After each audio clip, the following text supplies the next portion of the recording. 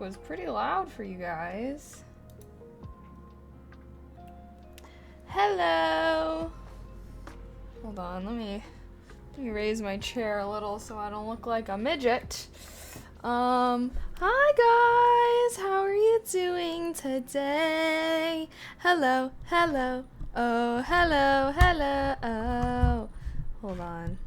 Let's make this look all, I don't know what's going on. Hi, hello Joel, hi Jay Lopez, hi Jamil, hi Infernal, hi Helvation, hi Safke, hi Hima, hi July, hi Infernal, hi Sorg Balls, nice name, and hello. How's everyone doing today? Long time no see. I was like kind of traveling, but you know, oh my goodness, my hair. Should I put like a headband on or something? Hair's looking a little, I don't know, a little weird, I guess. Secret Reflex, thank you so much for the tier 1. Happy 10 months. Thank you. Okay, hair is a little questionable to me right now. Hold on, let me put on a headband, see how it looks. I have like a big headband and I have like a small headband. What do you think? I got like a thick one, I got like a thin one. I have been trying to not use as much dry shampoo in my hair so that my hair can be less oily. I don't really know how stuff works, to be honest. All I know is that other girlies be doing it. I want to be just like them. I just feel like it's so noticeable because of the sunlight right now. Okay, hold on. Well, I have to do my go live tweet. Why do I look like, why are these pieces like sticking up like that? What do we think about that? Wait, it's kind of cute. Do we like the headband? Are we thinking yeah on the headband? I think it was cute. I think it was good. Nice, cute vibes. And there we go. Okay, anyways. Hi, hello, Rich Toku. Wait, Rich Toku, do you think you could pin my message that I sent earlier with my socials surrounded by the heart? It's like not letting me pin messages for some reason, and I don't. Let me try on the browser. Oh wait, it let me on the browser. It wasn't letting me on Streamlabs. I don't know why. Okay, but I just figured it out. Never mind. Hello, Dono. Hello, Inferno. Wait, did I say thank you to Secret Reflex for the tier 1? Happy 10 months and thank you so much! I need to make a little daily sub goal thing. Oh gosh, I still gotta figure out how to set up that widget that I bought. I think I need to switch over to OBS. I feel like people flame me for using Streamlabs to stream, but OBS has always been like super confusing to me.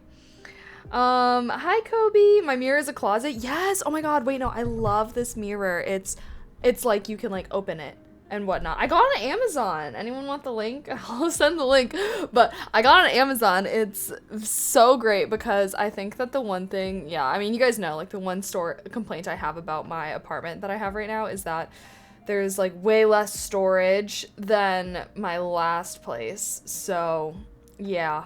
I don't know. I feel like I needed to I was like, how can I maximize as much storage as possible? Like, how can I just make all of my regular furniture pieces also have storage?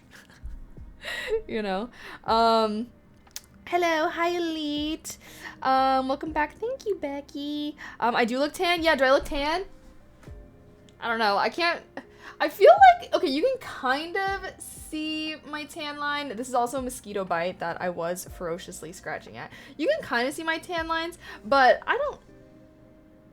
they're not that aggressive. Surprisingly, they're not that aggressive, even though I got pretty tan. I mean, if I could show you, well, my legs. I feel like my legs look more tan. Although I'm looking so not tan right now. I'm blaming the lighting. I'm blaming the lighting, guys. I feel like I don't look tan when I'm looking at myself in the camera. But I swear when I was like, you know, it was like the end of my trip, I was like, oh my god, like, I got a tan. Yeah, the bright light, I know, I feel like there's like a lot of white light shining on me that's just making me look exactly the same. But I am a little tan, okay? I didn't want to tan too much, though, because, I don't know, this is like kind of random, but I feel like I've decided that I don't really like how I look super tan as much anymore. I think, low-key, I feel like I've started to gravitate more towards Asian beauty standards because, you know, how they like, you know, I feel like Asian people like to be more pale than tan. And I'm like, I don't know why, though. Like, I don't know why I've been kind of gravitating. I don't know. Maybe I'll blame K-pop or something. Well, let's just blame K-pop. They gotta be a factor, right? How was DR after streaming? Oh my gosh, it was so nice. I really wanted to stream on Thursday, but oh my god, we went on this whole ass adventure on Thursday. Well, because you know how I was like, oh, like Thursday's gonna be our beach day, you know, because we were like having like Tuesday and Wednesday kind of be like content. Let's like take pics. Let's, you know, stream, all that jazz. We like streamed on both of our channels both those days. And so Thursday we were like, okay, nothing, like no content, you know what I mean? Like Thursday's our vacation day. Like we're not gonna be stressing like that. So we decided to go to the beach and we went to the beach and it was actually really nice. They had like all these chairs and stuff and they like, you know, there's like people coming up to us. Like, you know how like normally at like resort beaches or hotel beaches, if you're like a member there, they have those chairs and then like they'll serve the customers. Well, they were just doing that to everyone at this beach. So then we got some drinks and we were like enjoying the beach and stuff like that. And then yeah, like one of them was like, and then we were sad. Okay, well then I guess like the water was really choppy that day, so we were a little sad because our snorkeling that we had scheduled got canceled. And I was really wanting to snorkel. I love snorkeling and like looking at the sea life. It's really cool. But so we were bummed about that getting canceled. But then they were like, oh, like, do you want to go horseback riding, like on the beach? And we were like, yeah, like, yeah, that sounds cool as shit. Yes, we do want to go horseback riding on the beach. Thank you very much. And then they're like, okay, like, come with us. Like, blah, blah, blah. $80. I don't know. We gave them the money there. I was a little, Claire was like, being like, yes, we're down. Like, let's do this. And I was kind of being like, I'm a little suspicious, but also this sounds fun. So. Okay, nobody flame me because this was definitely stupid. So we paid them on the beach there, and then they're like, okay, we'll pick you up to go horseback riding. And we're like, okay, cool. So then we get picked up, we like later on get picked up to go horseback riding after like hanging out at the beach for longer. And I'm a little sussed out because we're driving for a minute in this van, just me and Claire in this van. And I was like, bro, like, are we getting kidnapped? Did they just scam us and we're getting kidnapped right now? Because then we were like driving into the jungle. I'm like, I don't even see a beach around. What's going on? Where are we even going? You know, like, why did we not ask any of these questions? The driver like didn't really speak very good English, and neither I nor Claire are very good at Spanish. She was like a little bit better than me, but like me, I have no Spanish. I don't know any Spanish besides no habla español. That's the extent of my Spanish. Yeah, so basically we're in this random van with this random man going God knows where in hopes to ride these horses on the beach. TLDR, we did end up making it there. We got to this like ranch, I guess is what it's called, and we like rode. It was so freaking cool. It was so cool, actually. Sorry, I'm like so excited. And I did vlog this. So I'm hoping, I'm probably not gonna get posted this week. I'll probably post the vlog next week or something. Maybe this week, I don't know. I'll send it to my editor, but we'll see. So vlog will be coming out about this whole day. I vlog some of us at the beach. I vlog like this whole thing. So you guys better watch this, even though I'm fully telling you the story right now, okay? Maybe I shouldn't. Hold on, there have been some subs. Tuna, thank you so much for the sub with Prime. Happy 25 months. I appreciate that. Thank you. And Avatar Anu and Anu. Thank you so much for the tier 1. And also happy 10 months. Thank you.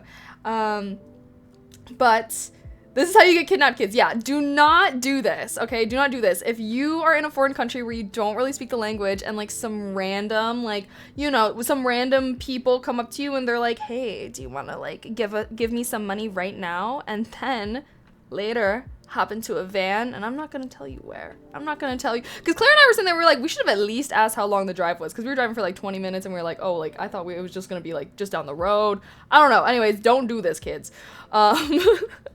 But we did it. We got to the ranch, and it was actually such an amazing experience. It was so cool. We got to ride these horses, although my stirrups were fucked up. I didn't know this, but because first of all, like, they didn't give us any kind of instructions. Like, I'm not gonna lie, it was a little jank, but like also like as it goes when you're accepting random invitations on the beach of people walking up to you. So like, I don't know, we weren't instructed on how to ride these horses at all. And my stirrups, like, they didn't tighten my stirrups, so my feet were basically not in the stirrups. So for the first full half of when I was riding, I was like bouncing so aggressively, and Claire was like, oh, like, try to like, you're supposed to like stand a little, or like, I'm like, I know that I'm supposed to stand a little, but like, my feet couldn't even reach the stirrups. So I don't know, I actually like fucked up my feet a little bit because of how I was being.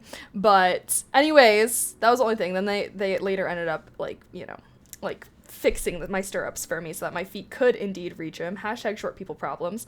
But it was so cool. We were like on the horses, and at first we were like going through like the forest, the jungle. I don't know. I think it was more like a forest vibe than a jungle vibe to me, even though it's like a tropical place. And I was like, oh my God. Because you guys know how I've been reading Lord of the Rings. Like, I was like, oh my God, like, I'm going on a journey right now. Like, I kept having moments where I would just be like looking around while I'm riding the horse and like feeling like I'm an adventurer. Like, I'm an adventurer on a quest, riding my trusty steed through the forest. It was cool as fuck, I'm not gonna lie. My horse was like a grumpy old man though, and he kept like trying to bite Claire's horse. I was like, stop! I was like, no, stop. And yeah, so he was a little grumpmeister. But then we got to the beach, and that was really cool. And like in the forest, I couldn't really run because it was like a path, and like obviously there's like shit in the path. But like on the beach, it's just the sand. So like we got to like gallop. There was a moment that literally felt like it was out of the movies, where I was like, me and Claire were riding these horses. We're galloping on the beach. The sun is glistening over the ocean. It's like kind of, the sun's starting to set a little, so it's like a little sunset vibes. And I was like, I'm so glad that we decided to do this, even though it was like sus, and you know, still I would say like I wouldn't recommend accepting random invitations. Like, you know, find a trusted place in advance or something. But it was such an amazing experience, and it was so cool, and that was definitely my favorite thing that we did in the DR. But yeah, that was it. I did vlog it, so hopefully the vlog turns out good, but it was obviously kind of hard to vlog while I was also trying to ride the horse and whatnot, so I'm curious to see how good the clips and like the footage that I took came out. My phone also died, so I like didn't even get to like film that as much as I wanted to, but it was really cool. And yeah, that was like my favorite thing that we did. So if you ever have the opportunity to go like horseback riding on the beach, definitely go like in the afternoon, evening time, because it was just so cool, like when the sun was setting and everything. But yeah, have I ridden a horse before? So I think that like the only time I've ever ridden a horse was when I was a kid. I like went with my friend to horseback riding to like, I don't know, she was like able to bring me one time. So I've been one time as a child. I went horseback riding. Claire seemed like Claire said she had like actually taken lessons and stuff when she was younger. I was like, damn, like I'm jealous of you, because I always wanted to take lessons as a kid, but my parents were like, too expensive. I feel like horseback riding is expensive though, right? Like when someone tells me that they've had horseback ridings, I'm like, okay, bougie. Also, Lil Hamlet, thank you so much for the sub with Prime. Happy 2 months. I appreciate you. Thank you. Glad you're home safe. Looked like a fun trip. It was super fun. Yeah, guys, I do post like daily outfit pics, and I took a lot of pics and stuff. So definitely check out the first link in the pinned chat message, because I posted a lot of stuff and I took so many pictures. I am gonna like post some pics for Instagram. I haven't posted on Instagram since October, which is crazy. But also, who gives a fuck about Instagram anymore? Like, who chat? Y'all still care about Instagram or what? Like, are we kind of agreeing that Instagram is dead, or like are people still on that bitch? Like, do I need to make a comeback? Is the lighting, or does your tongue look orange? It shouldn't be orange. I did eat like one of these guys not that long ago. Vitamin C. I don't know. I felt like I was getting sick a lot this winter, which I did not like. However, actually, never mind. Yeah, we had horses growing up. Okay, so you're rich. So you rich. So you rich. So we got a big baller in the chat. Oh my god, that'd be so cool. When I was riding the horses, I was like, damn, like, I want to have horses one day. But I do know they're also really expensive, and you have to, like, do a lot of shit to take care of them. So, like, I don't know if I actually would want... I feel like I would have horses if, like, I also had, like, a sexy stable boy that came with him. And then he just, like, takes care of them and, like, shovels their shit and whatnot. Because I'm not doing that. Like, I'm not gonna lie. I do not want to be shoveling shit, to be honest. I rock. Thank you for the tier 1. Thank you. Happy 29 months. Ooh, 1 month away from 30. The big 3-0. I don't know why I'm saying it like that. Instagram is kind of whack. Instagram is whack. IG is great. Okay, hold on. Let's do a quick poll. Should I start using Instagram again? Yes or no? Only vote yes if you would see and like my pictures. I just feel like I got lazy with it. I don't know, because I just post all my pictures on Fansly now. I'm not gonna lie, I feel like that's just my motivation for taking cute pics now, is like, oh, I'll just post them on Fansly for all my subs. IESGX. Thank you so much for the tier 1. Happy 15 months. Hello. Hello to you as well. Mucking is a good workout though. Mucking? What's mucking? Is that when you're shoveling? Is that shoveling? Oh wait, hold on guys. Hold on. I need to do my go live tweet. I forgot. Why is it so tangled? Because I sleep in it. Because I never take it off. That's why. Me, when I wear like multiple necklaces, and I'm like, oh my god, why are they always so tangled? Because you never take them off, bitch. So when are they supposed to get untangled? Okay. Sorry. My ear is weirding me out. I don't know how I'm feeling about...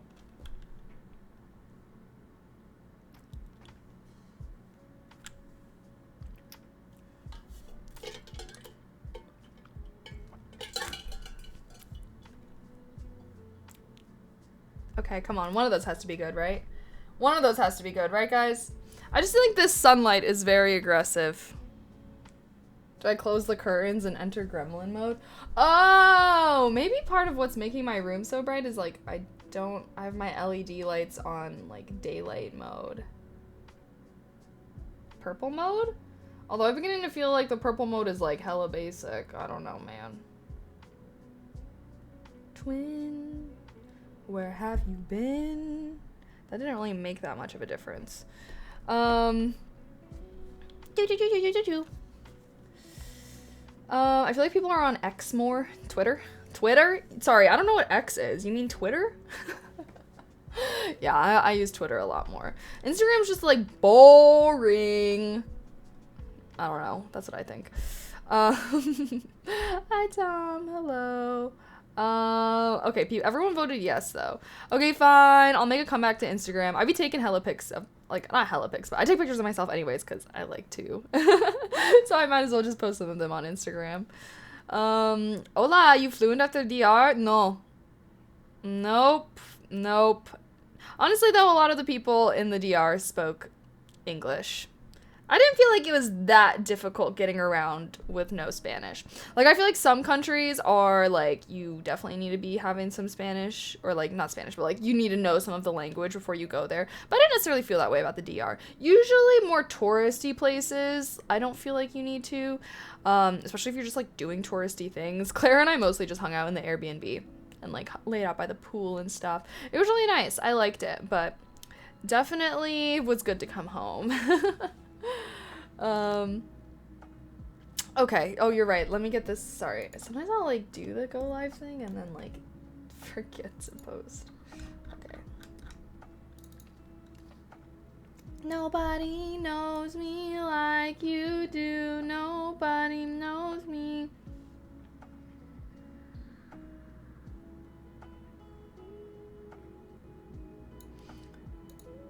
What the fudge? Why was I moving like a maniac in that video that I just tried to do? Hold on, sorry, I have to take another one because I was literally like... Alright.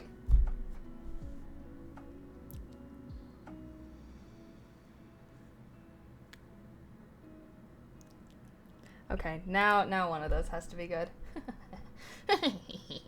Why is everything so white? Because the sun is out, bro!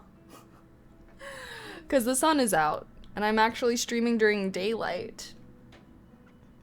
And well, actually, everything in my room is white because also it looks good with the LED lights.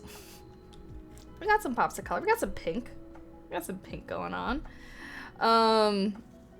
Anywho, I refuse to say X. Yeah, that still sounds like the name of a porn website to me.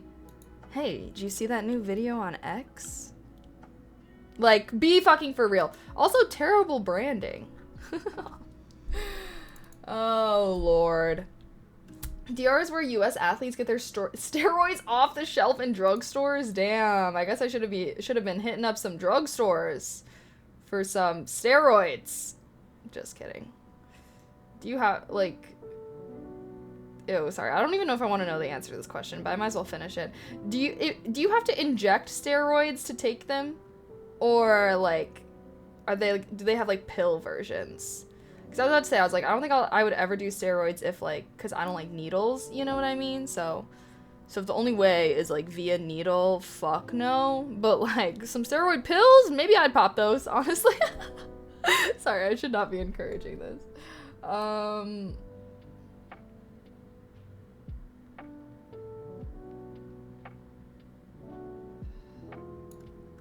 Why? Okay. Whoa, what the fuck is going on? Sorry, my PC tweaking a bit. She tweaking. She geeking. Yes, pill versions, but injection for test in ass cheeks. There are oral ones. Yeah, steroids are injected in the rear. Damn, that's just like birth control. birth control. I one time had to get, once upon a time, I decided that I wanted to go on birth control. And I was like, oh, like, no way in hell am I gonna remember to take a pill every day. Like, maybe this is a perfect opportunity to conquer my fear of shots, and I'll just get the shot that you only have to take every 3 months. Bad decision, bad decision. Yeah, they, like, you have to, like, stand, because they, like, do it in, like, your butt cheek, kind of. And, yeah, I actually fainted the last time that I got it. I fainted.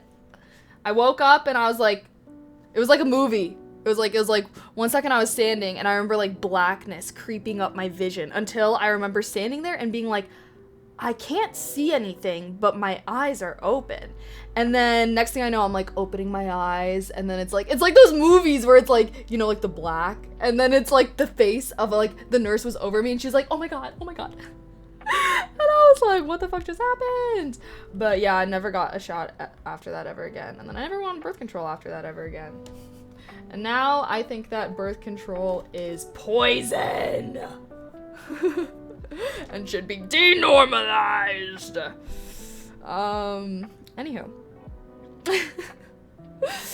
You can get a one-sided divorce in DR, so if you have a husband you want to ditch, you can do it by yourself down there. Good to know. I'll keep that tucked away. They do that. They do the cheeks for that? Why not the arm? I think it's because of, like, I don't know. I mean, I'm sure it's, like, the same logic of, like, the steroids thing, you know? It's like, well, because it's like, why else would they? Like, there's some reason. I used to know the reason. I don't know anymore. My life is a movie, but a little different. Giving blood for the first time soon. Hopefully won't fade. Oh my gosh, good luck. I could never personally. Well, I've never even got my blood drawn. So, yeah. That's like my one thing. My one, like, I feel like everyone has like a super irrational phobia that you're just like, nope, absolutely not. Don't even try to be convincing me otherwise. You know, like that one thing where it's like people trying to give you the facts and you're like, I don't give a fuck about the facts. Get that shit away from me. Yeah, you know what I mean? Let's be vulnerable, chat. What are some of your irrational fears? Maybe you have like one big one. I mean, maybe you got a ton. At that point, I would say maybe you just have anxiety, but I digress. And while y'all tell me this, I'm gonna do my go live tweet.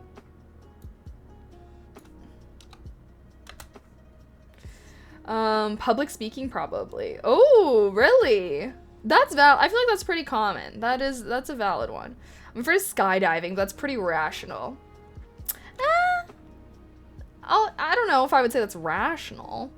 Because it's like if you like rational is like statistically, if you're like, I'm afraid to jump off a building, that's rational. But it's like skydiving. It's like most people that skydive are completely fine afterwards. I've had some friends that have skydived before.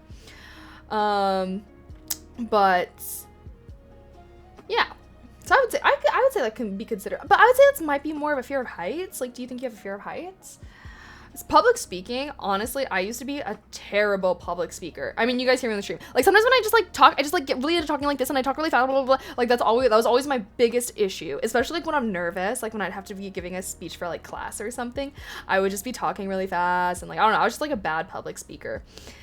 And, actually, one of the very first, like, I think I took it my freshman year. One of the best classes I ever took in college was my public speaking class. Like, oh my god, thank god I also, like, took that, I think, like, the first semester of college, I took my public speaking class. And, here, wait, sorry, I'm back on post. Okay. Go live tweet, only 30 minutes late, hee. Anywho, yeah, I took a public speaking class, and it actually made me such a better public speaker. Like, we had to do all these exercises, and I don't know, obviously, like, a lot of it was, like, logistical, like, how to actually be a good speaker. And then, I don't know, like, I just think that class genuinely made me such a better, like, and all business majors have to take it, which makes sense, because it's, like, now, it's, like, you know, if you're in a meeting or something. But I'm, like, I feel like everyone should have to take it. I think everyone should have to take the, like, a public speaking class, especially if you're nervous. I think it can really help because there are ways, like there's like actual like things that you should be doing to be a good public speaker. But also I think that like obviously in the class you have to give a ton of like speeches to the class, and so just kind of like exposure therapy, it makes you more used to it. But definitely one of the most useful classes I ever took in college, and had like instant effects. And for the rest of my college career, I feel like I was actually pretty good at public speaking. And and like once you have the confidence of like, okay, I know how to be a good public speaker, I feel like that in it of itself also helps make you like less nervous for whenever you do, versus it's like if you've never had any kind of like training or anything. Think about like, you know, you're about to go perform some kind of dance, and if you like know how to do the dance and you know what things you should be doing to make the dance look good, you're gonna be a lot less nervous walking on that stage, versus like someone throws you out there and like, okay, go perform this dance now, and you like, you know what I mean? Hopefully that made sense. Walking past smoker, I always hold my breath. Damn. Fear of heights. I don't like, not gonna lie, I don't like shots either. Yeah, shots suck. Kind of personal, but did you have adverse effects from or something from birth control? Is that what put you off of it? Well, first of all, yeah, I didn't like the shot, and then after that, I just didn't do it. But lots of studies have actually come to show that birth control literally changes who you are. It changes so many things about you, and literally if you just do research, I watched like, I want to say birth control, oh yeah, I think birth control was an episode of Explained. I think it was one of their sub-series. It might have been like Sex Explained on Netflix. Sex Explained is the name of the show. It's a sub-show of the show Explained, but they have a birth control episode, and if you're interested, you should totally watch it, because it was very informative. And I mean, there's tons of series, like you can also like do your own research, but I just thought that episode was like what kind of opened my eyes to it and made me like look more into it. And where did all these losers just come from? Hold on. I wasn't paying attention to chat. I didn't realize that there was annoying people. Okay. Anyways. I totally forgot what I was saying. Oh yeah, well, cause like your birth control, so birth control like just makes it so that your body thinks that you're pregnant all the time. And then let's think about like, you know, like pregnant women are known to being different than their normal selves, right? Because it's your hormones, and you are your hormones. And I don't know, I just feel like that's really like, that's crazy. Is like, basically I think it's crazy that a huge percentage of women are taking this medication that completely changes who they are. It changes their tastes, their interests, who they're attracted to, their emotions, like their personality.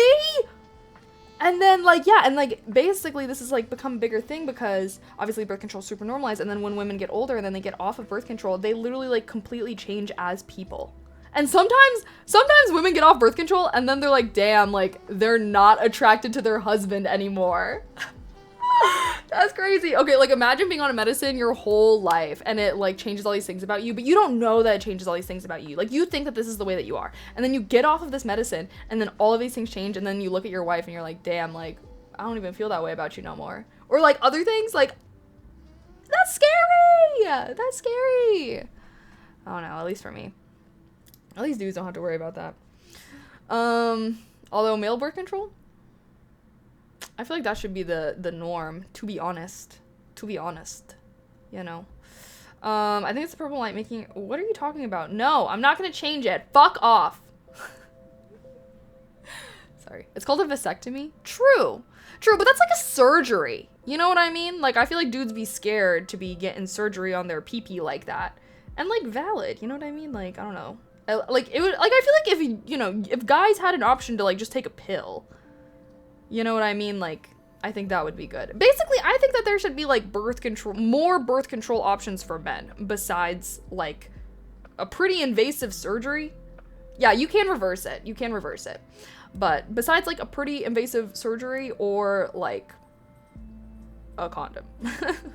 That's kind of it, right? Like, is there any other option? Like, I'm pretty sure those are the two choices. Called a vasectomy. Yeah, no, I've heard of it. They change your hormones and wait, I didn't know if vasectomy affected your hormones. I thought it just made it so that, like, you can still come and everything. It's just, like, it's not, there's no live spermy in there. I don't know, man. What about the physical copper? Ugh. Never. So it's not, the physical copper one isn't hormonal, but there's like other things that can go wrong with it. And I've heard a lot of IUD horror stories, absolute horror stories. Cause it, oh my god. Sorry. I have like some friends that have gotten IUDs and they all said terrible, terrible things about it. Like it's so painful getting it inserted. Oh my god, I can't even like think about this. It's super painful like to get it inserted, and for some women the pain like stays. Like I had a friend who got one of those copper IUDs and they like put it up there and it was such intense pain, and like the pain like did not go away for weeks, and she had to just go in and get it removed because it was like hurting her so bad. Yeah. Oh no, that stuff scares me though.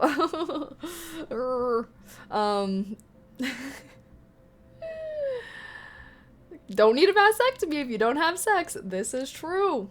This is indeed true. That's the truth out there. Don't want kids? Don't come ever. Is my hobby yapping? Yup. I was actually voted most talkative as my senior superlative. I was born to yap, bruh. I was born to yap. I was put on this earth to be a yapper. What can I say? I do think that is what makes me a good streamer, though. You know what I mean? Because that's the one thing. That's the one thing people will be like, oh my god, like I don't know how you stream. Like, how do you find so many things to talk about? And I'm like, I don't know, man. I just never shut up. I just don't shut up. But I feel like also you guys provide me with a lot of, like, I try to respond to a lot of people there and whatnot. So I don't know. I think that if I didn't give a fuck about talking to you guys as much, I could chat less.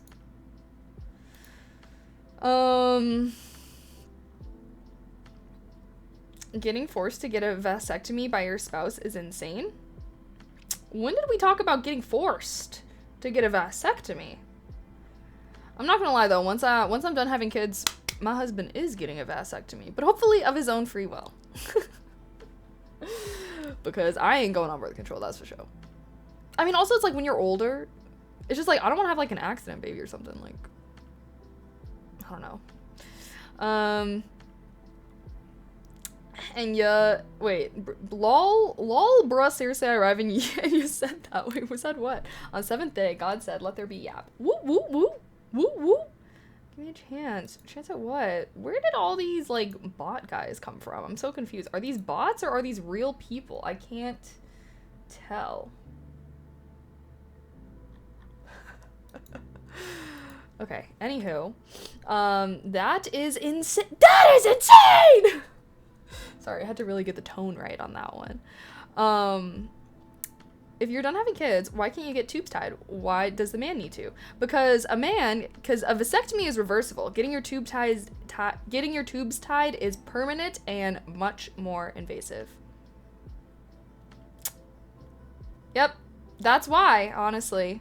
I feel like that's pretty straightforward. Also, doesn't it make more sense to like unload the loaded gun than to completely disassemble the gun? Or what's the right one? No, it's unload the loaded gun instead of trying to shoot someone with a bulletproof vest. Whatever. It just makes more sense, honestly. It just makes more sense. But you said you're done with kids? Yeah, well, maybe I changed my mind.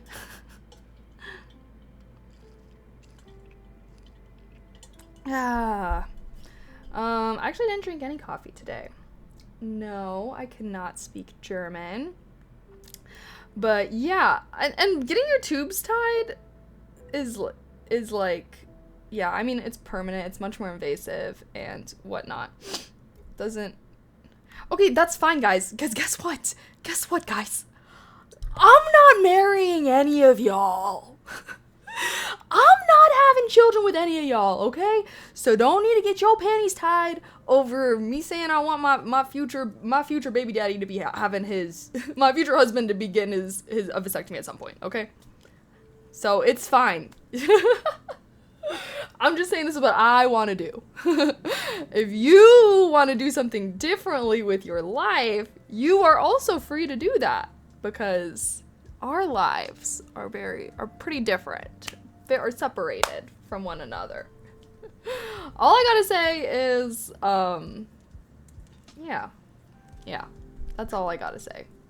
I guess I think that it's like, wouldn't you want, I feel like if you have a wife that you really love, like, I mean, we don't need to be getting into, you know, deep philosophical conversations about love, but, anything to stop a baby. Yeah, I feel like having a baby's a big deal, too. Just so you know, tying tubes isn't permanent. The complications to both tying tubes and vasectomy, I'm pretty sure it is getting your tubes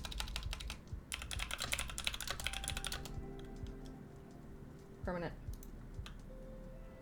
Tube ligation is permanent birth control. Although it may be reversed by another operation, only about 50% of women are able to become pregnant again after having their fallopian tubes reattached. So yeah, isn't the tube tie surgery way worse? Yes, it is. That is exactly what I was trying to say. All I gotta say is also, it's like, I don't know, I think that birth control and, like, you know, when you're like married to someone, if y'all are both like, I don't want to have kids, like, I feel like the responsibility should be on like both parties, or just like agree, like come to an agreement. But I just feel like birth control, like the responsibility is always put on the woman, when first of all, she already went through all the work to birth your children for you. I guess that's what I think, okay? If I'm being a vessel to create and bring your children out into this world, multiple times probably, being pregnant for 9 months, having an excruciating birth process, sacrificing my physical self to create our family, and then one day we're like, okay, I think we're done doing that now. I would hope that my husband has the fucking manliness to step up and be like, okay, I can get a little vasectomy for us to make sure that we don't have any surprises after I went through all that shit. You know what I mean? That's my stance, okay? That's my stance. That's my take, okay? And that's all. That's what I think. That's what I think. And if you have a wife that, you know, does all that shit for you, and you wouldn't do a little vasectomy for her after all that, you know what I mean? Like, first of all, why are you even with homegirl? You obviously don't like her that much. Like, but I guess that's how I feel on that topic. You can literally walk out of the office after a vasectomy. Yeah, this is kind of, I don't know, it's a weird thing. My dad had a vasectomy, and he was pretty A-okay afterwards. Giving birth is a wonderful thing, isn't it? I mean, I don't know. I've never experienced that. A little scared too, but I probably will do it one day, you know, if all goes as planned. We'll see, though. Never know how the cookie is gonna crumble. That all is what a woman was made for. That comes with the package. I'm not sure what point you're trying to make. Yes, women are the portals between the spiritual and physical world. But I wouldn't say that's all we're made for, but that's one of the things that I don't know, made? I feel like made was the word that's throwing me off in this. We can do it, but not everyone can do it. Damn, it's crazy to think that, like, people were just dying in childbirth pretty often back in the day. Okay, we don't need to think about this too much. Anyways, new topic. Who's got some questions? Who's got some new questions? She's career focused, guys. Make that money, money, money. True. My 20s are indeed about attempting to get as rich as possible. Make as much money as possible. Oh, thank you for the bits also, Joel. But, yeah, although I do probably want to, you know, I don't know, man. All I know is, like, once you got kids, making money becomes a lot more difficult. Because now you got this thing that's taking up hella of your money and time. So I'm hoping that I'm at, like, a decent spot financially before that happens. Getting there is the hard part, though. So, how to become rich. How to get a couple $1,000,000. That is the debate. Man, chat, who got some tips for me? How do I become obscenely rich? Tell me. I'm ready to take notes.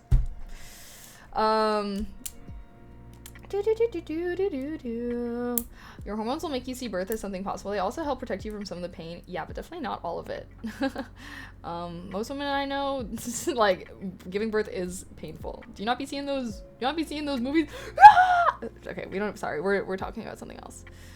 Marry a millionaire, JK. That's not making $1 million though. You see, like, that's not even having $1 million of your own. Cause you know that motherfucker gonna be making you sign a prenup.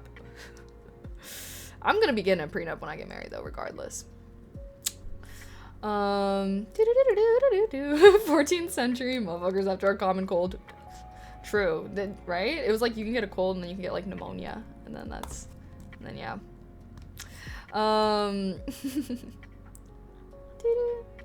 Just get a rich man Saltburn style. I haven't seen that movie yet. I really want to watch it though, because I heard Jacob Elordi is super hot in that, and he's already super hot, so love that. No, but guys, okay, whenever I say, like, how do I get rich, and then people are like, marry a rich man, first of all, that's not the same thing as being rich yourself. And like, also, every time I've ever met a rich dude, they're also, like, the worst people ever. Like, I don't know, guys, what's your experience with interacting with, like, rich people? Because normally, I feel like rich people are fucking assholes, and they suck. And they're not pleasant to be around.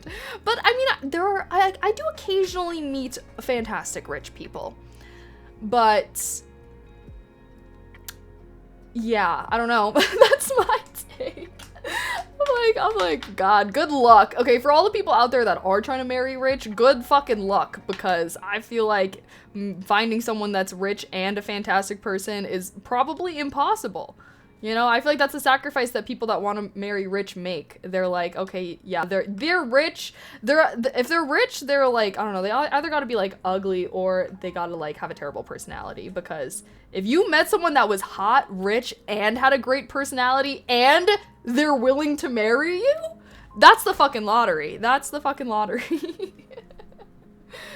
Oh man. Millionaire, then kill him. Million made. Okay. Yeah, gotta add that second step in. Very important. I can't even tell when someone is rich. I feel like I mean, rich is also like subjective, I will say. Because it's like the rich people that I interacted with in high school that were like rich to me, like, you know, compared to me, they were fucking rich, you know what I mean? And compared to everyone else at my school, they were fucking rich. But then I go to college, and that's when I met the real rich motherfuckers. Because that's when I was interacting with the people from like the Chicago suburbs, some of the nice suburbs and shit like that. Those are like the... those are like, that's like a different level. But like both of those people act the same. Both of the people are the same. So I guess you just got, yeah, richness is subjective. Sometimes it stems from passion. Most successful people have their own businesses. Yeah, but obviously, okay, like okay, first of all, let me premise this. I'm 23, okay? Most of the people that I've interacted with that are my age and rich did not make their own money. They have family money. I feel like as I get older, I'll probably interact with more rich people that actually did make their own money. But I'm not gonna lie, I don't really know anyone that is my age that I know IRL that is super rich off of their own making. Like, usually I feel like people that have, like, self-made money are, like, older. They're, like, in their 30s, 40s, 50s, 60s, like, I don't know. Usually not 23 or younger.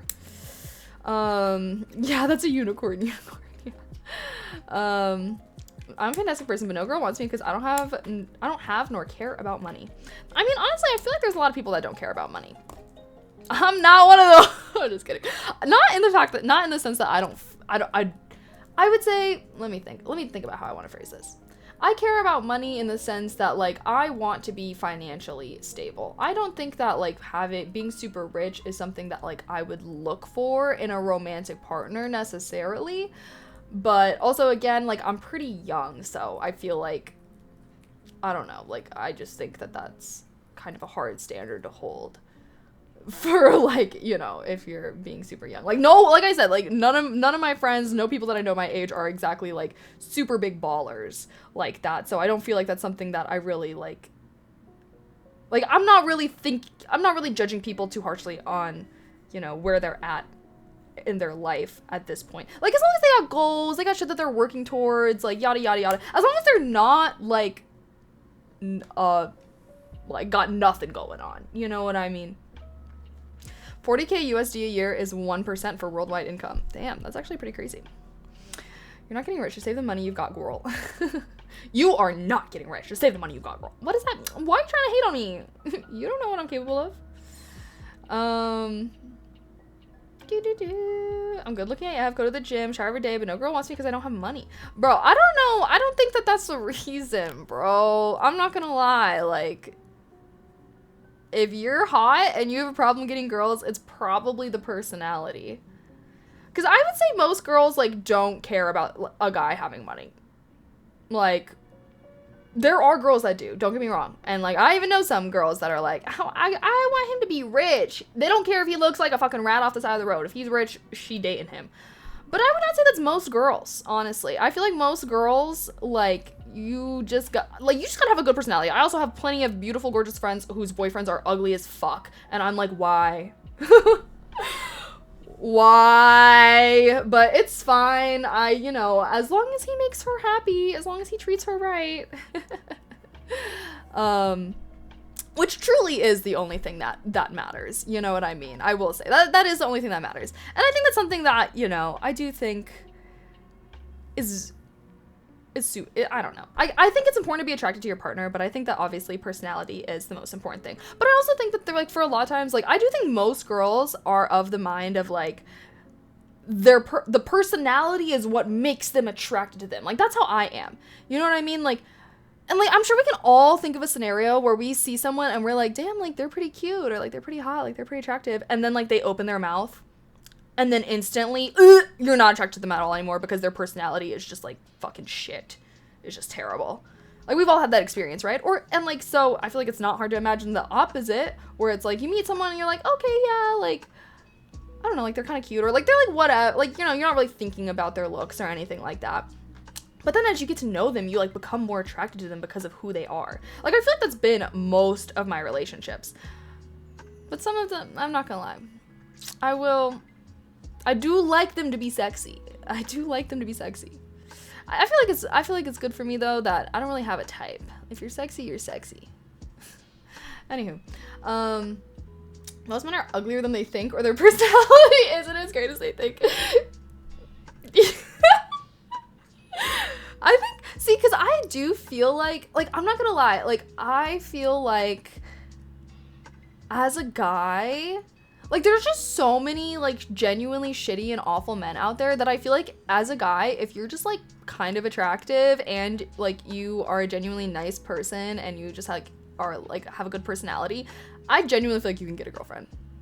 And obviously the hard part is, like, maybe meeting someone that you're also interested in. Like, I feel like that's usually the hard part for people that are like that. But, like, honestly, like, if you're meeting people and they're, like, always curving you and they're, like, never interested in being with you, I hate to break it to you. Like, oof. And that's what friends are for, right? Your friends should be giving you genuine feedback and whatnot, okay? Like, if all your friends are like, oh, fuck that hoe, fuck that bitch, like, she ain't recognize your worth, bruh, like, she don't know what she missing out on. Like, if that's what your friends are always saying, they're not being good friends to you. I've seen some freaks with hot girls. That word! I've seen some freaks with hot girls, but they confident are big characters. Yeah, no, exactly. I feel like, yeah.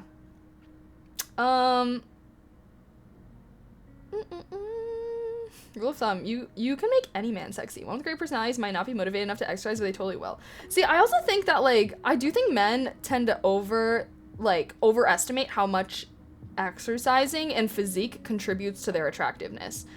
Because I always hear that, like, I'm attractive, I go to the gym. I'm attractive, I work out. And I'm like, honestly, I don't really give a fuck about that. Like, I'm not gonna lie, like, I've never, like, I mean, it's like, a muscular physique is kind of one of those things where it's like, oh, like, that's nice, sure, but it's never, like, making someone attractive to me. Like, I think the thing that, like, genuinely makes the biggest difference is have a sense of style. Have a sense of style. It doesn't even matter what the style is, okay? If you have a sense of style and you, like, actually put effort into your outfits, you are ahead of 90% of dudes, okay? And girls love that shit. Girls love that shit. So I think that if you want to, you know, instantly level up your attractiveness level, find your own sense of style. And that does unfortunately take time. It takes, like, experimenting with different styles and, like, different, like, you know, clothing types to see. But the most important thing is, like, what makes you feel confident, right? What makes you feel confident? What makes you feel like it's like a style that, you know, shows who you are. Like, you feel like that style reflects yourself. That's also important. You know, like, it's not just something that makes you feel good, but something that you feel like reflects you. Because how you dress does say stuff about you. But yeah, I think that that's, like, the thing is, like, most dudes, like, don't put any effort into, like, their sense of style. And so I feel like that's, like, one of the easiest things to do, because anyone can put on a good ass outfit, right? Anyone can do that. And, you know, social media, I think, is a good place to get inspiration for that. That's I feel like where I get a lot of my inspo.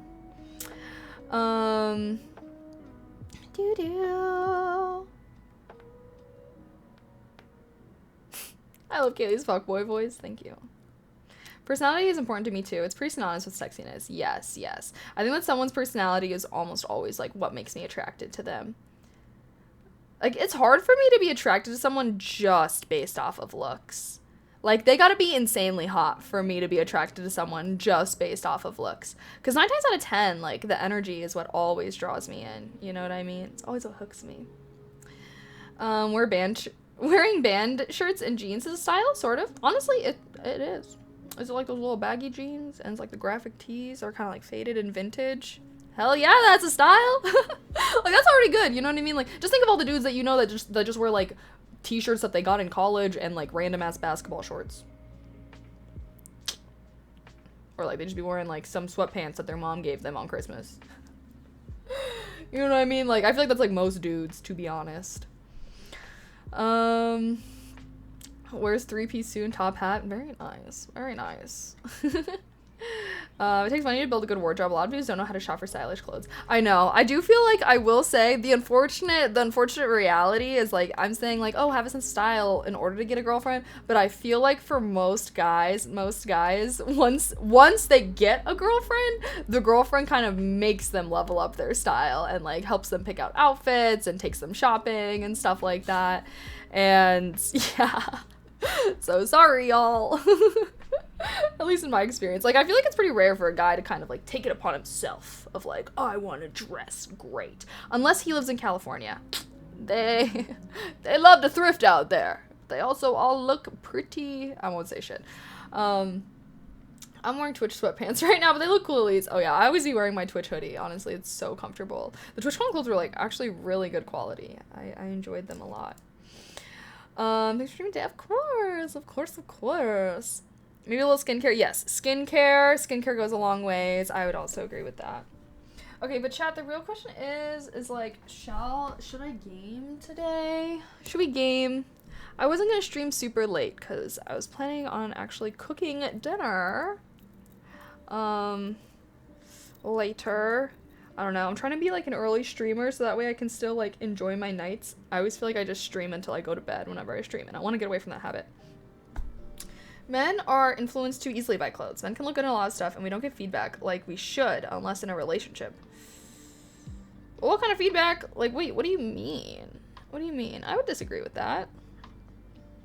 I mean, I feel like if you're asking your friends, how do I look? And they're just being like, oh, you look fine every single time. That's on the friends. That's on the friends for being shitty and not, like, giving you good feedback. I can't be friends with people that are like that. I'm like, just tell me what you fucking think! Jesus Christ.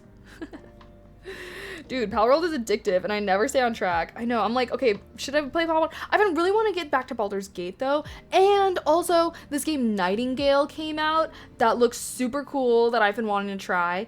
And also, Enshrouded looked really cool, and I also want to try that. So I'm kind of like, oh my god, okay, should we, like, should we like take a break from Pal World? We can go back to Baldur's Gate. We can try some of these new games. Maybe not this today because I didn't download any new games for stream today. Or we can do like one more Pal World stream or something because we're like kind of close to endgame in Pal World. I want to say we're like level 45. I'm pretty sure the max level is level 50. Nightingale, hope you enjoyed, but sadly it needs some updates. Really, I was seeing that a little bit, so I was kind of waiting I was thinking about waiting to play it because I just heard that it was like kind of buggy and like, yeah, it needs some updates. So maybe we can wait, maybe like next week or something. Who knows how long they'll like take to update stuff. We'll see. But yeah, what do you think? Should we do like last Pal World stream for a little while? Enshrouded is pretty fun. Okay, between Nightingale and Enshrouded, if you've like watched those games, like which one would you be more interested in watching me play? I got to level 40 mainly via cooking and base defense. You're so crazy for leveling up via cooking. It's so much faster to level up by catching pals. Like, what? What am I making for dinner? I don't know yet. Probably one of my HelloFresh meals. But I'm trying to get back into like cooking more. I feel like I haven't been cooking as much as I used to because I've just been streaming in the evening time. But we'll see. I've had shitty friends recently. Had to cut them off. Damn. Sorry to hear that, but I hope you find better friends. I'm also, I don't know, I feel like I've been kind of having some friendship shifts in my life a little bit lately. Still hoping for some more. Nightingale, make a poll. Well, I'm thinking, okay, well, because here's the thing, since I wasn't planning on doing a long stream today, because also, if you follow me on Fansly, you know, I got food poisoning while I was in the DR. Luckily on our very last night, so it didn't ruin any of our trip. But my stomach, I've just been feeling like shitty ever since then. Luckily, like, I don't feel as bad as I did the next like 2 days, but I'm still like not feeling great. So I was planning on just doing like a shorter stream, and then I'm planning on watching The Fellowship of the Ring. I started watching it a little bit the other night, but I was like too tired, and like I'm trying to watch the extended version, so it's 4 hours, and so I think I'm gonna make basically this is my nighttime plan. Okay, so I'm gonna stream for a little bit. We'll just do a shorter gaming stream, which is why I think Pal World would be better, because with Baldur's Gate I feel like I like to do like the whole area per stream, which usually takes about like 3 to 4 hours, and I don't know if I was planning on streaming that long. So maybe we could do like a short little Pal World, and then afterwards my plan was to cook dinner, maybe take a little edible, and then watch Fellowship of the Ring director's cut. Bitch. I'm so excited because I was watching some of it and I was just smiling the whole time. I was like, oh my god, like I forgot that I love Lord of the Rings. Like, what the fuck? I was obsessed with this shit when I was a kid. I haven't seen the movies in so freaking long, but in the movies, like, shit's happening so fast. I was like, dude. Like in the books, there's like a lot of, there's a lot of like setting things up and whatnot, but in the movie, they were like cutting straight to it. And like in the books, it like follows Frodo the whole time. So you're like seeing things from his perspective. So like oftentimes like in the books, you'll hear about like he'll be having a conversation with someone and that person's like telling him something that happened earlier. But in the movies, they just show that thing happening when it happened. So it's like, like they start off in the Shire before they go to adventure, and then like in the movies they're like giving you all the lore. They're showing you like what happened to Gandalf when he fights Saruman and then like gets trapped at the top of the tower. They're showing all that shit, but like in the books you didn't know. So like I feel like they did that so well. Like that's one thing I really liked, because like there were long stretches of the book where like not a lot was really happening, but in the movies I think they did a good job of like not making it be like that. But yeah, it's been so long since I've seen the movies. I was like, I couldn't even, like, I forgot all this stuff happened. Plus, side note, why are they making like the hobbits gorgeous? Like, I'm like, I thought they were supposed to be homely. Like, why does Elijah Wood literally look drop dead beautiful in every single shot? I'm also thinking, how fucking old was Elijah Wood when this shit was filmed? Because he looks 12.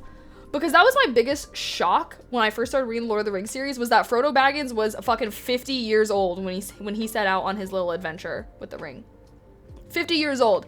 What the fuck? When I watched the movies growing up, I definitely thought he was like a kid. Like, he was young, like a teenager or something like that. Like, what the fuck? Kaylee risen on the hobbits. No, every time they have like a close-up shot of their face, I'm like, okay, it's like, because I was looking at it, I was like, okay, like they're wearing makeup. Like, it has to be it. Like, they're wearing makeup because like, why are they beautiful? Like, what the fuck? Like, Elijah would, hold on, I need to pull this up because if you haven't seen these movies or you just like don't know what I'm talking about, hold up, I need like, I don't know, he has this boyish, he just looks beautiful. He looks drop dead gorgeous. I need like, wait, I want a picture of him like when he's still in the Shire before he embarks on his adventure. He just looks like such a cutie pie. Okay, I'm like seeing spoilers for myself before what, I mean, obviously I know what happens, but like, here, I don't know if you can really see, like, but like, look at the cheekbones, look at the blush, look at the, I mean, I don't even normally like blue eyes. Honestly, I'm a blue eye hater, but like, he be looking good. But this is not showing as good as I want it to show. But yeah, I don't think that the hobbits are supposed to be looking like this. Oh yeah, kind of like this. Kind of like this type of vibe. Because like it was like very warm colored in the Shire. But I'm like, bro, like the hobbits are not supposed to be beautiful like this. Like I think it's the blush. Maybe that's it. I am a sucker for a man with some rosy cheeks. What can I say? But even Sam, they'd be like having cuts of, because you know in Lord of the Rings, like they try to save their CGI budget or whatever. So when characters are talking, it's just like their face talking. Even Sam was looking beautiful. And then the two others were like also looking pretty good. And I'm like, damn, like what's going on? Also, yeah, the cinematography was like so good. I was like, I swear that this looks better than movies that come out nowadays. Like, does anyone else, when I watch a movie that comes out nowadays, I have to turn off every single light in my apartment because the whole screen is fucking pitch black. Like, I cannot watch a movie during daylight nowadays because of like, they have no lighting. There's no light. But like when I was watching Lord of the Rings, I was like, oh my god, this is beautiful. Even like at nighttime when they would have things, like you could still see what was going on. Like, oh my god. So yeah, TLDR. First of all, if you've never seen these movies, you are definitely missing out and you should totally watch them. But I have been rediscovering, like I've been having so much fun. Like the books are so good. I've been loving reading the books. And I've only watched like the first 20 minutes of like the first movie and I'm like obsessed. Like, oh my god, guys, I can already feel like, I can feel the obsession brewing within me. I've had this fantasy obsession for a couple months now. Basically, since I played D&D at TwitchCon, I've been like getting really back into my fantasy obsession. But like, I can feel like specifically the Lord of the Rings obsession like bubbling deep within me. And I'm excited for it. I'm not gonna lie, like, I love to be obsessed. I love being obsessed with things. It's so fun. It's so fun. Actually, I have a question for you guys, chat. This made me think of like a question that I saw that's like supposed to be, I don't know. Basically, would you rather desire or be desired? Should we do a poll for this one? Would you rather desire or be desired? Obviously, we're assuming that you're being desired by someone or something or whatever that, like, you probably don't desire back.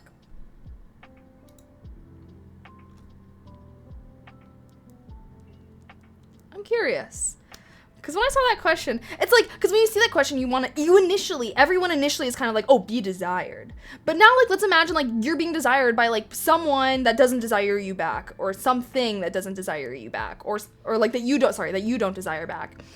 And like, you know, like think about that situation versus like desiring, obviously like desiring something and then, or desiring someone or something and then not getting that thing does suck. But what if you do get that thing?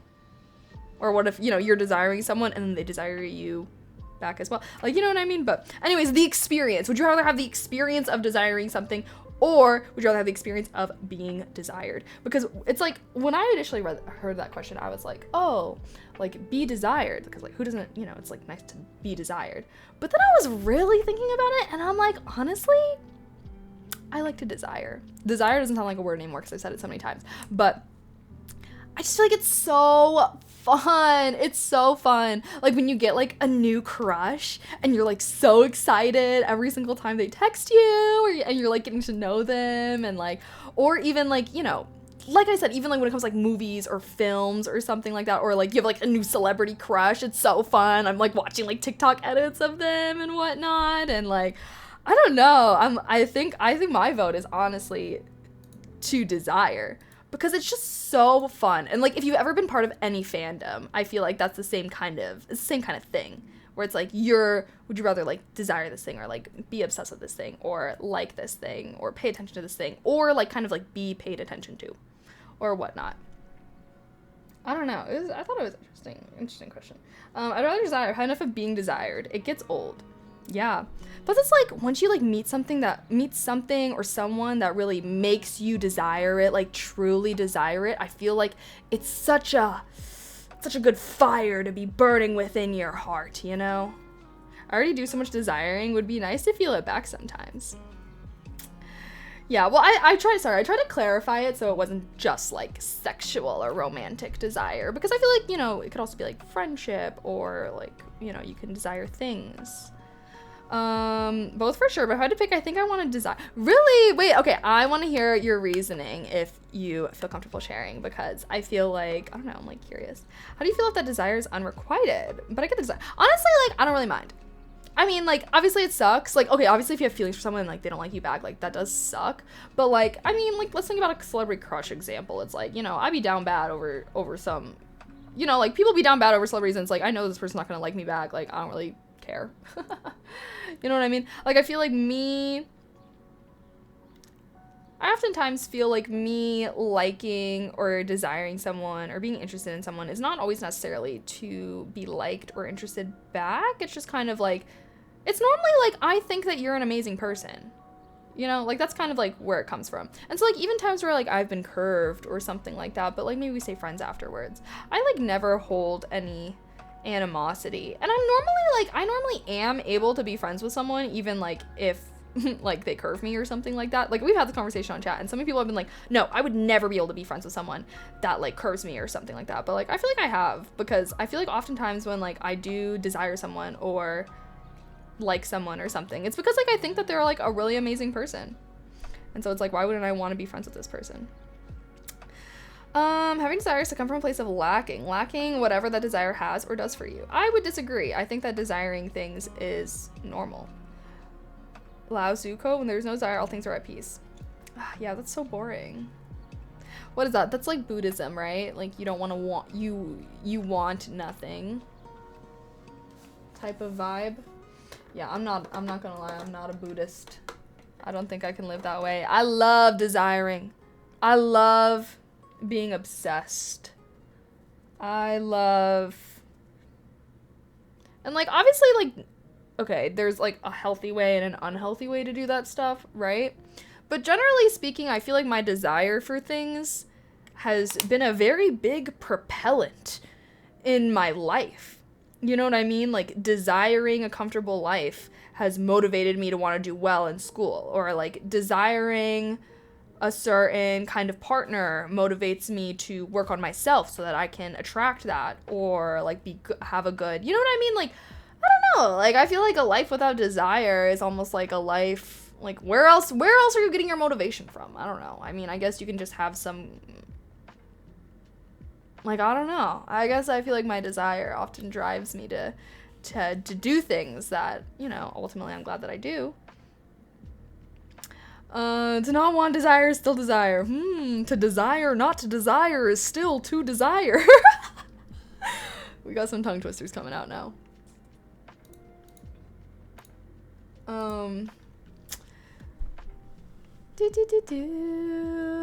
She is, wait, what? I want to be desired by both Legolas. Oh my god, Legolas a baddie, for real. I haven't gotten to him yet though. I'm excited for when he comes back on screen. When you desire nothing, it's a surprise when you end up having one. Yeah, see, but the thing is about that is I think that a very big, my life motto is / was kind of is if you want something, go and get it. Any good thing that has ever come into my life has come into my life because I was actively seeking it. Or, yeah. Like, I'm not gonna lie, I don't think it's very common for, like, something amazing to just, like, randomly happen to you. Even winning the lottery, for example, you had to go out and buy that lottery ticket. You know what I mean? Like, most of the time, like, I cannot think of something amazing that just completely randomly happened to me. Yeah, like, I'm really trying to think, and I just don't feel like, and, like, I think that a lot of people kind of have a mindset of, like, just be patient and good things will come to you, or something like that, of, like, oh, like, you know, good things come to those that don't ask for some shit. What's like the saying? I feel like there's like some kind of saying that you know, I feel like you're picking it up and down. I feel like a lot of people have that mindset kind of. Or like if things are meant to be, they will be kind of thing.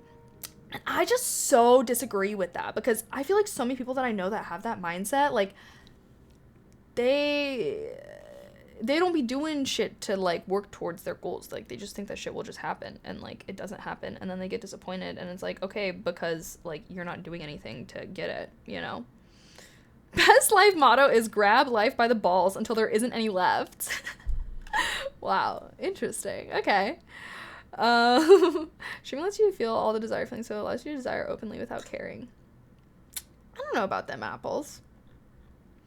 Actively seeking it means once you get it, you will seek something else, never truly being fulfilled. There's always the next thing, no contentment, the seeds of greed. Yes and no. I mean, yes. But, like, of course. You know? Like, oh, they're in an ad. Should we wait 30 seconds? Should have been subbed. Should have been subbed. Say that motto like you mean it. Convince us. What do you mean? If you want something, go and get it! I actually used to have that like on a post-it note taped up on my monitor. But yeah, honestly, I would still say that's one of my bigger life mottos. I truly do think that, yeah, if you want something, go and get it. But, you know, I think that also, let's see, in response, okay, hold on, let's respond. So actively seeking something once you mean to get it, you'll seek something else. But like, yes. Like that's as expected. You know what I mean? And like, that's how life goes. Like, I don't feel like that's a bad thing. It's like, okay, I really wanted this apartment, for example. Now I have this apartment, super grateful for it. Now I want a house. But it's kind of like as life goes. I was never gonna get a house straight out of post-grad. And honestly, like, I shouldn't even be having a house right now. You know what I mean? Like, I'm 23 years old. What do I need a fucking house for? So, but it's like, you know, I still want that, and hopefully I will one day get it, and now I can, like, kind of start acting accordingly, like, I don't know, saving up. Houses be expensive as fuck nowadays, but, like, you know, I feel like that's kind of, like, part of life, and, like, I don't think that's a bad thing. Like, it's not like, oh, I should have never gotten this apartment because now I want to have a house and a yard. That's really what I want, is I just want a yard. But anyways, like, I just feel like that's kind of, like, that's just how life goes, and, like, I think that, yes, wanting and desiring things and like being motivated to work towards those things is good, I do think, but I also think it's important to like be grateful for what you have. So it's like, even though I like maybe like, oh, like I want a house, I want a yard, yada yada yada, I still love this apartment that I have. And like, you know, because my last place, for example, was like a 1-bedroom. I feel like it was a lot like smaller, and so like I'm so happy to like finally have a stream room. Like, this is something I've always wanted, was like to have like a stream room space, and I have that, and I'm still like very grateful for it and whatnot. And I guess TLDR, I think it's fun. Like, I almost expect myself to be that way. Like, I don't know if this is good or bad, but it's almost like once I achieve something, of course I'm gonna think, well, what's next?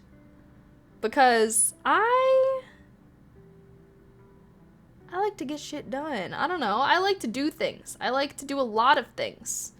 And preferably, I like to focus on one thing at a time, because then I can kind of like give my all into that thing. but like that's how I feel like I've been able to do a lot of things with my life. You know? Tommy, thank you so much for gifting a tier 1 though. I appreciate that. To Fred! Oh, now Fred doesn't have to get stuck in any more ads. That's great. Thank you. Yeah, yard or yacht or both? I do not want a yacht. I want a private jet. I do not want a private jet either. I don't want to be private jet rich. I don't want to be yacht rich. I want to be vacation home rich. I will be very satisfied with that. The day that I have a fucking vacation home, I'm gonna be happy as hell. But yeah, being private jet rich or yacht rich, that's like a different level. Where's the tan at? I know, I was just saying, I was like, I actually don't look as tan as I thought that I did. Every choice we make seems like the right choice in that moment, and we should let that shape us rather than dwelling or regretting. Yeah, I would say I'm not a very regretful person, to be honest. Because I do try my best to like act as best as I can with the information that I have. And sometimes you don't have all the information, and as it goes, you know? Yin and yang, there is attracting things and there's repelling things. True manifestation is attracting things in your life. It's called wu wei, the act of doing without doing. Yeah, that's true. I feel like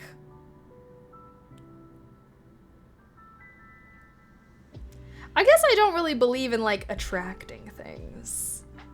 This is like, I feel like this is a big thing though. Even like in like spiritual talks, like I'm trying to think. I guess I don't really believe in just like attracting things. Like, I will attract $1 million. Like, is that really gonna work, bro? Is that really gonna work? I don't know. Desiring things helps motivate you to get to the next level, but you should always be grateful for what you have.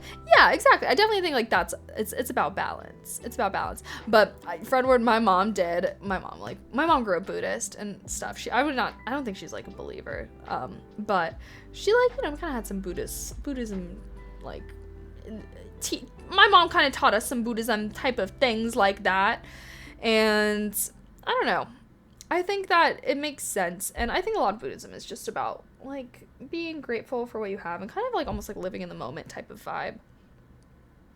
But you need one for the beach, one for the mountains, so 2 vacation homes. Ideally, you could just get both, you know?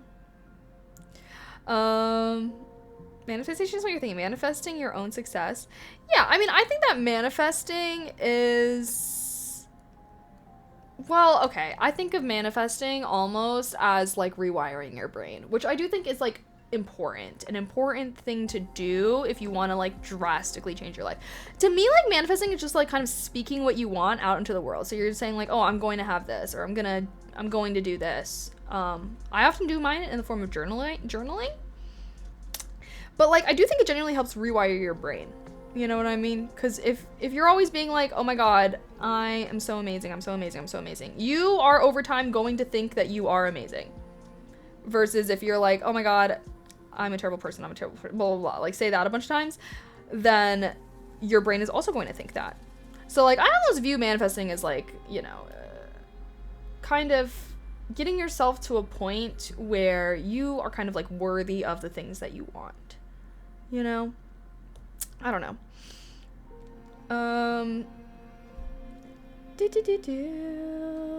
Buddha said you become what you think. Yeah, I definitely think getting a hold of your brain is something that's very, very good to do. I usually don't want things that bad, and it makes me kind of lazy. Do you rev yourself up somehow, or do you just naturally want things more than the average person? You don't want things that bad? I will say, I do think that's something, I think that the absolute biggest motivator in my life was growing up, was being poor, to be honest. My family was like literally below the poverty line. That was like the only reason why I was able to afford to go to college, was because my family was literally like legally below the poverty line. So I got like the Pell Grant, and I got like a lot of aid for school and stuff like that. But growing up like poor sucks, because it's like you see other kids having and doing things that you want to do, and then you like ask your parents, and then they're like, oh, like, well, we just can't afford that. Like, I wish that you could do that, but we can't afford that. And like as a kid, like I feel like that was always like very hurtful and very confusing, and like made me like angry, almost like angry at the world of like, why does it seem like everyone else can do these things but like I can't do it? And like as a kid too, it's like you don't really understand money or like how it works, like, you know what I mean? Like, you don't really understand money. Like, I don't know about y'all, I was not really understanding money as a kid. And I feel like genuinely, like, that was what motivated me, because then it's like you hear these things of like, okay, well, if you just like get really good grades and then you get into a good college and then you get a good job. Like, that was what I wanted. I was like, I want to live a life where I don't have to worry about money, where I can do the things that I want to do and like not be able to do the things that I want because I can't afford it. That's always been a goal of my life. And also, like, beyond that, a bigger goal of like wanting my future family to never have to worry about money, and like my future kids, like be able to pay for them to go to college. I feel like that's a big goal of mine, is I want to pay for all of my kids to go to college wherever they want to go. And obviously that's expensive. But I think that was like genuinely my biggest motivator in life ever. Like, why I worked so hard in school I worked super hard in school so that I could get into a good college, and then I worked super hard in college so that I could get a good job, and all of these things. Like, I feel like that was what motivated me, was because I wanted to have that financial stability that I feel like I didn't get to have growing up. And I think that was like where a lot of my drive kind of went. And I feel like I'm at the point now where it's like, I obviously super blessed. I had a good job. Like, I do streaming and stuff now. And I think that now that I don't know, I don't want to say like because obviously like I am still like motivated to like want to make money, because for example, I want to have a house one day, and houses are fucking expensive, and like there's still things I need money for, right? But now I feel like a lot of the things that I do think that I'm motivated towards are more so out of a sense of like, what's the right way to phrase this? Kind of like, I don't know. Almost like I want to fill my soul by doing these things. You know what I mean? I feel like especially in my 20s, I really want to be focused on having experiences. And yeah, like traveling, and because it's like I want to travel a lot in my 20s, right? Traveling costs money, so that would kind of go against one of my bigger goals. However, I feel like a big priority in my life is like having experiences, kind of like finding myself in my 20s, and like doing a lot of different things, figuring out what I like, what I don't like. And I don't know, I guess that's what I think. I think a big priority of my life right now is to like go out into the world, have experiences, do some soul searching, all that jazz, you know, classic 20-year-old shiz. But I do be wanting things. Hi, Vegas. I think a lot of people talk about being poor motivating them, like Mark Cuban. Yeah, I feel like when you have that kind of upbringing, I think it has a very big impact on you. So, she was never poor. Liar. What are you talking about? Literally, what are you talking about? The want for money is the root of all evil. Yeah, I mean, unfortunately, we do be needing money to survive, so.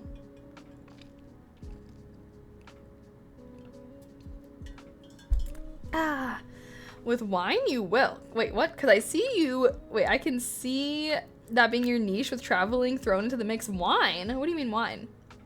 Are you gonna discuss the vacay? Oh, we did the starter stream. But yeah, vacay was fun. I enjoyed myself. Your motivation should be joy. What gives you joy? Half our life is learning to be an adult. The other half is learning how to be a child again. I will say though, like, yes and no, because it's like, okay, if you have no money, you can't even buy food to eat. How are you going to be able to focus on joy? I think it's about balance, okay? Like, I feel like I'm able to focus more on joy, like, if I don't have to worry about bills, then I'm I can focus on joy, but if someone is like literally stressed, can't afford to live, like how are they supposed to just be focused on living a happy life? You know what I mean? So at least that's my mindset of like, okay, get financially stable, then focus on wanting joy. Because the reality is, it's like in a perfect world, yes, everyone would just be focused on doing the things that bring them joy and bring them happiness. However, that's not always a realistic reality for everyone, right? Because being alive is fucking expensive. So I think it's a good mix. I think it's good to have like balance. I want to try Airbnb in a different city every month for a year. Ooh, that'd be fun. Yeah, no, I would think that one of my goals was to travel every month, or I think I traveled almost every month last year. I think that's one of my goals for this year too. Let's see if we can do it. In January, I went to California. January was San Diego. February, went to the DR. March, I have my birthday trip, also in California, but Northern California. And what do we have? April? No travel plans for April. Although my mom just texted me. She was like, I have some travel miles I want to use. Do you want to do a trip? Just me and you? I should text her back. I don't know where to go, though. Should I go on a mom's trip? Sorry, what do you think of Palo Alto Networks stock sold off after last earnings report? Wait, what? Sorry, I don't know. Didn't know about that. My bad. I haven't paid that higher 10 years. I'm happier than ever. You definitely seem more motivated than 99% of people. Had a somewhat similar background, but it just motivated me to survive rather than to thrive. That's fair. I will say, though, I do think that I'm just, like, a big fantasizer of my, like, I just like to dream about things. Like, because there's so many things to do in life, and I'm just like, I want to do them all. I do think I'm a very motivated. I think I'm a very ambitious person. And this is actually something that I've been, like, struggling with a little bit. Just in the sense of, like, I just feel like I have friends. Like, okay, like, I love to dream and fantasize. Like, y'all know, I talk about shit that I want to do all the time on stream. I'm like, I want to do this, I want to do this, I want to do this. Like, I just feel like I love to, like, there's so many things to do, right? And, like, especially with social media, it's easier than ever to, like, you know, I'll see some TikTok of someone doing something that I've never even thought about in my life, and suddenly I'm like, I want to do that thing. And obviously, you know, I can't do all the things I see TikToks of, but, like, generally speaking, it does, like, you know, spur a lot of, like, motivation or, like, inspiration, I guess, for things to want to do. And so I have all these things that I want to do. And then I'm like, but then I also am like, you know, if I really want to do something, I'm going to actively work towards those things. If you want something, go and get it, right? And like, so I like to have these conversations with people where I'm always like, oh, like, what's a big goal in your life right now? Or, like, what's something big that you want to do? Or, like, what are your goals regarding this or this or this? And, like, a lot of times I feel like I ask people that, and because I love talking about those things, right? Like, I love talking about what motivates me, and, like, I love asking people, like, about themselves about that. You know what I mean? Like, I feel like it's a good way to really get to know someone, you know, asking them about their goals and their aspirations and the things that they want. Or, like, the things that they're actively working towards. But I feel like so many people are just like, oh, like, I don't know, like, they're just like nothing, or I don't know, like, they're just like, oh, I don't really have anything that I want. Like, I don't know how to even put it into words because it's crazy to me. It's crazy to me to even imagine. They're just like, yeah, like, or like, I don't know. They're just like, oh yeah, like, I don't really have things that I want to do. Like, I don't know. Like, I'm just like, damn, like, that's just a crazy concept to me. And then it makes me question and be like, am I just doing too much? Is that what's going on here? Wait, you're a Pisces? I am a Pisces, yes. Hawaii next. I've actually already been to Hawaii. I went to Hawaii in, like, 2018 with my mom. Family trip. No, I'm a Pisces. Okay, bye, Hamlet. Enjoy your dinner. Oh my god!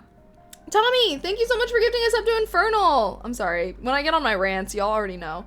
Thank you so much for gifting us up, Tommy. If you're still here, I'm sorry. Pisces gang. Yeah, I know, Pisces. And it's so funny because, like, Pisces are like stereotypical. Like every time I see something about Pisces, it's like, you're a dreamer. You love to live in your own world. And it's like, all right, yes, you're right.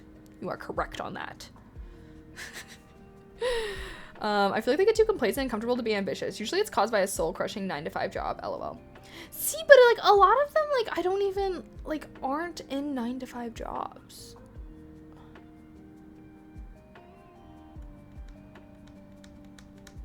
Like, I don't know, man. And I think it's kind of like what Fred Word was saying earlier of like, oh, like, don't want things, just kind of enjoy your life in the moment. Like, a lot of people do that. And, like, I don't know, I mean, yes, if that's what makes you happy. Like, okay, I'm not trying to, also, let me clarify, I am not talking down on anybody's lifestyle or, like, how people want to live their lives or anything like that. Like, I'm not trying to make it seem like I'm better than them or anything like that. It's just, like, I'm curious, like, I want to hear your guys' take or, like, what you guys think on this, because I feel like it's just crazy to me, I guess. And sometimes I'm like, maybe I need to chill, maybe I need to relax, but also it's like, do I want to, I don't want to relax. I don't want to relax.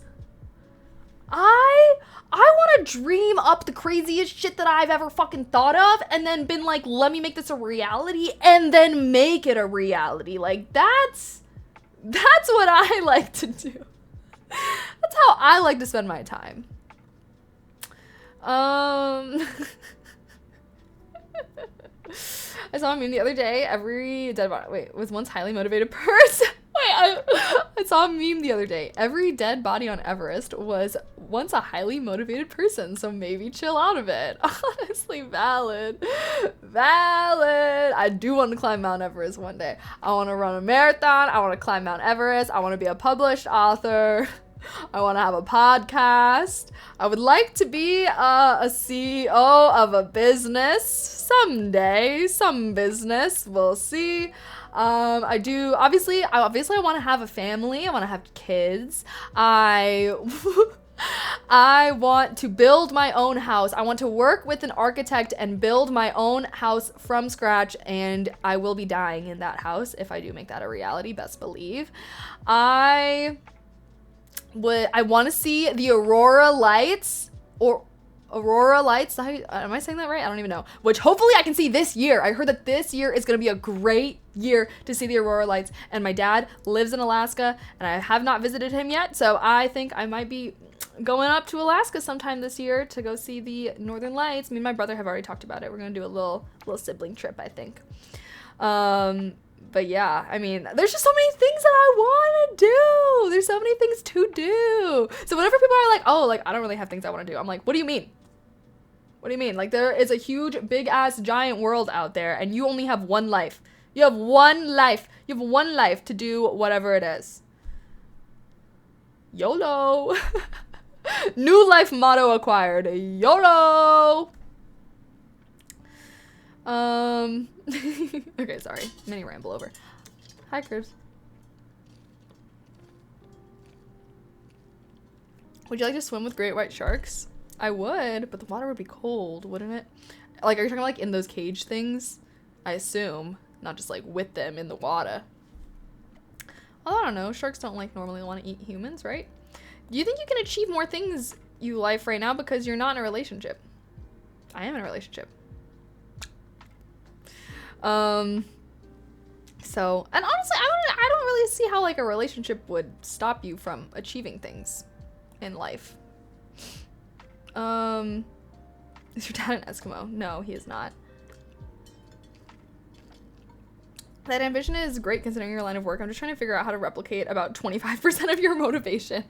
Honestly, part of it is definitely motivated by like unhealthy things. Sometimes I'm like, damn, like maybe I do need to take a chill pill, because I feel like school was a big example of like I was very, very motivated to be good at school, but like it made me put a lot of pressure on myself. I do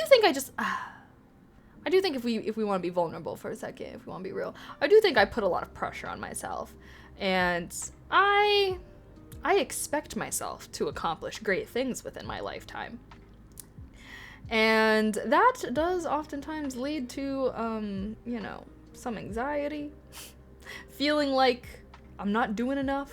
I always feel like I could be doing more. So it's kind of a love-hate relationship I have with my, like, quote-unquote ambition. Like, ambition sounds like it's really good, right? But I do think that there can be a negative side to it. Or, like, you could, you know, I feel like I've been negatively impacted it in certain ways of just, like, putting a lot of pressure on yourself and whatnot. And I feel like that's something I struggle with, of being like, do I want to, like, I don't want to put a lot of pressure on, too much pressure on myself. Like, you know, I want to, you know, chillax and kind of enjoy life as is. But also at the same time, I feel like that pressure that I put on myself has motivated me to accomplish so much. Now I have, like, an emotional attachment to it. I'm like, oh my God, like, if I don't put this pressure on myself, how am I going to accomplish these things? Anywho. How did your dad end up in Alaska? Is he an ice return or one of those? No, my dad's always been, like, a nature person. He's always wanted to, like, live in nature, and obviously Alaska is, like, known for a lot of its nature, so that's why he went there. He's always wanted to live in nature. Now he does. But, yeah.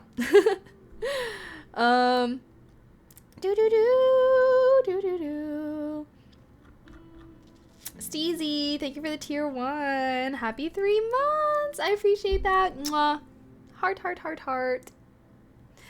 Living in the city outskirts is goated. Goated? Oh no, my headset's dying. Sorry. Ugh. Wow. Okay, what the fuck? I've already been chatting for almost 2 hours. Damn, should we even game tonight? Should we even game tonight? Or should I just, like, chat for a little longer and we can call it a day? Hold on. Keep giving advice. I need it. Okay, what else y'all want to talk about? Ask away. Sorry. Writing something down. I want to start writing down, like, stream topics. Like what we talk about on stream. So what have we talked about? We talked about motivation, ambition, birth control. I feel like those have been our major conversations. Hobbits, Lord of the Rings. How all the hobbits, Lord of the Rings. Okay, having babies, yeah, it's kind of like tied to birth control in my opinion. Okay, irrational fears, true. That was also tied to the birth control convo though. Sorry, we have to keep it. I can't list too many things. Okay, anywho. All right, anything else for advice? Or we could do like an hour of like Pal World or something. Because I'll probably stream for like maybe an hour more. I need advice on which Power World boss is easiest to do after Zoe. Oh, Lily and Lylene. I believe... Yeah, Lily and Lylene. That's who I did next, and I was able to beat them. Desire. That's a good one. It's pretty, like, tied to motivation, ambition. We'll add it. Because I post all my VODs on YouTube, and I kind of break them apart, so I have, like, my chatting separate from my gaming. And I'm like, I should probably start, like, saying whatever I chat about in the chatting video title or something. Also, these Reese's have been kind of, like, staring at me. So I think I'm gonna eat one. Trying to write more things down on paper as well. Helps me remember stuff. Oh, yeah, I'm such, like, I will literally forget things if I don't write them down. And I don't know why. I feel like I used to be so good at, like, just remembering things. Like, I would never write down my homework for school. I would just, like, remember it. But, like, now, I'm like, if I don't write shit down, it's gonna go in one ear and out the next. Is that just part of, like, getting older? Or am I just, like, having memory problems? I think I do need to have a little bit more of a focus. Oh, chat. I was actually gonna ask you guys for some advice on some things. So I've been having a dilemma. I've been having a dilemma. I'm in a pickle. And curious to hear your guys' takes.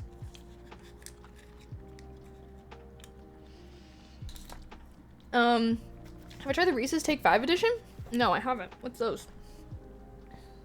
But, well, okay. My dilemma is, okay, so y'all know how I got my Twitch VODs channel, right? I got my Twitch VODs channel.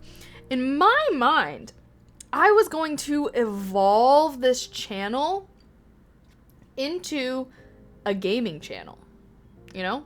Because I be gaming. And, you know, that's why I've been putting all these efforts into, like, making my gaming thumbnails. Like, y'all can check it out. Like, check it out. Take a gander. Because I've been putting effort into my gaming thumbnails, okay? My chatting thumbnails, I don't even care. I just, like, use my go live picture and then put let's chat on the fucking corner. Okay, I haven't been giving a fuck. However, my let's chat videos have been getting more views than my gaming videos. This is putting a wrench in things and making me be like, oh, what the fuck? And then also, like, you know, we went to the DR, we did a pool stream. And then I was like, okay, well, do I put the pool stream VOD on what I want to one day be a gaming channel? But it's my VODs channel, so, like, I should put all my VODs up there. So basically my dilemma is, do I make a 4th YouTube gaming channel?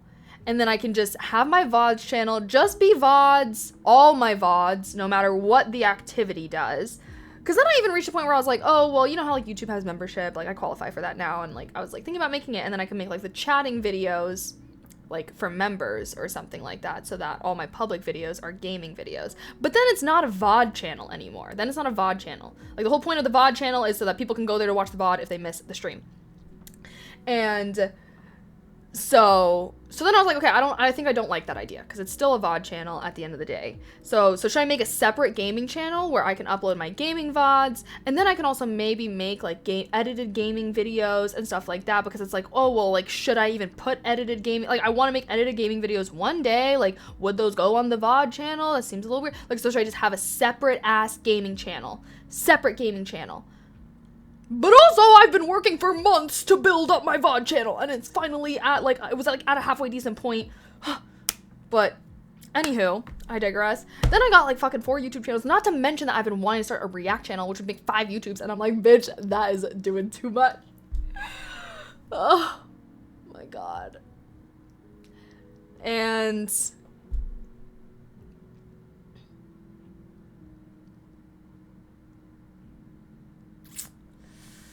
I just don't really know what to Basically, is 5 YouTube channels too many?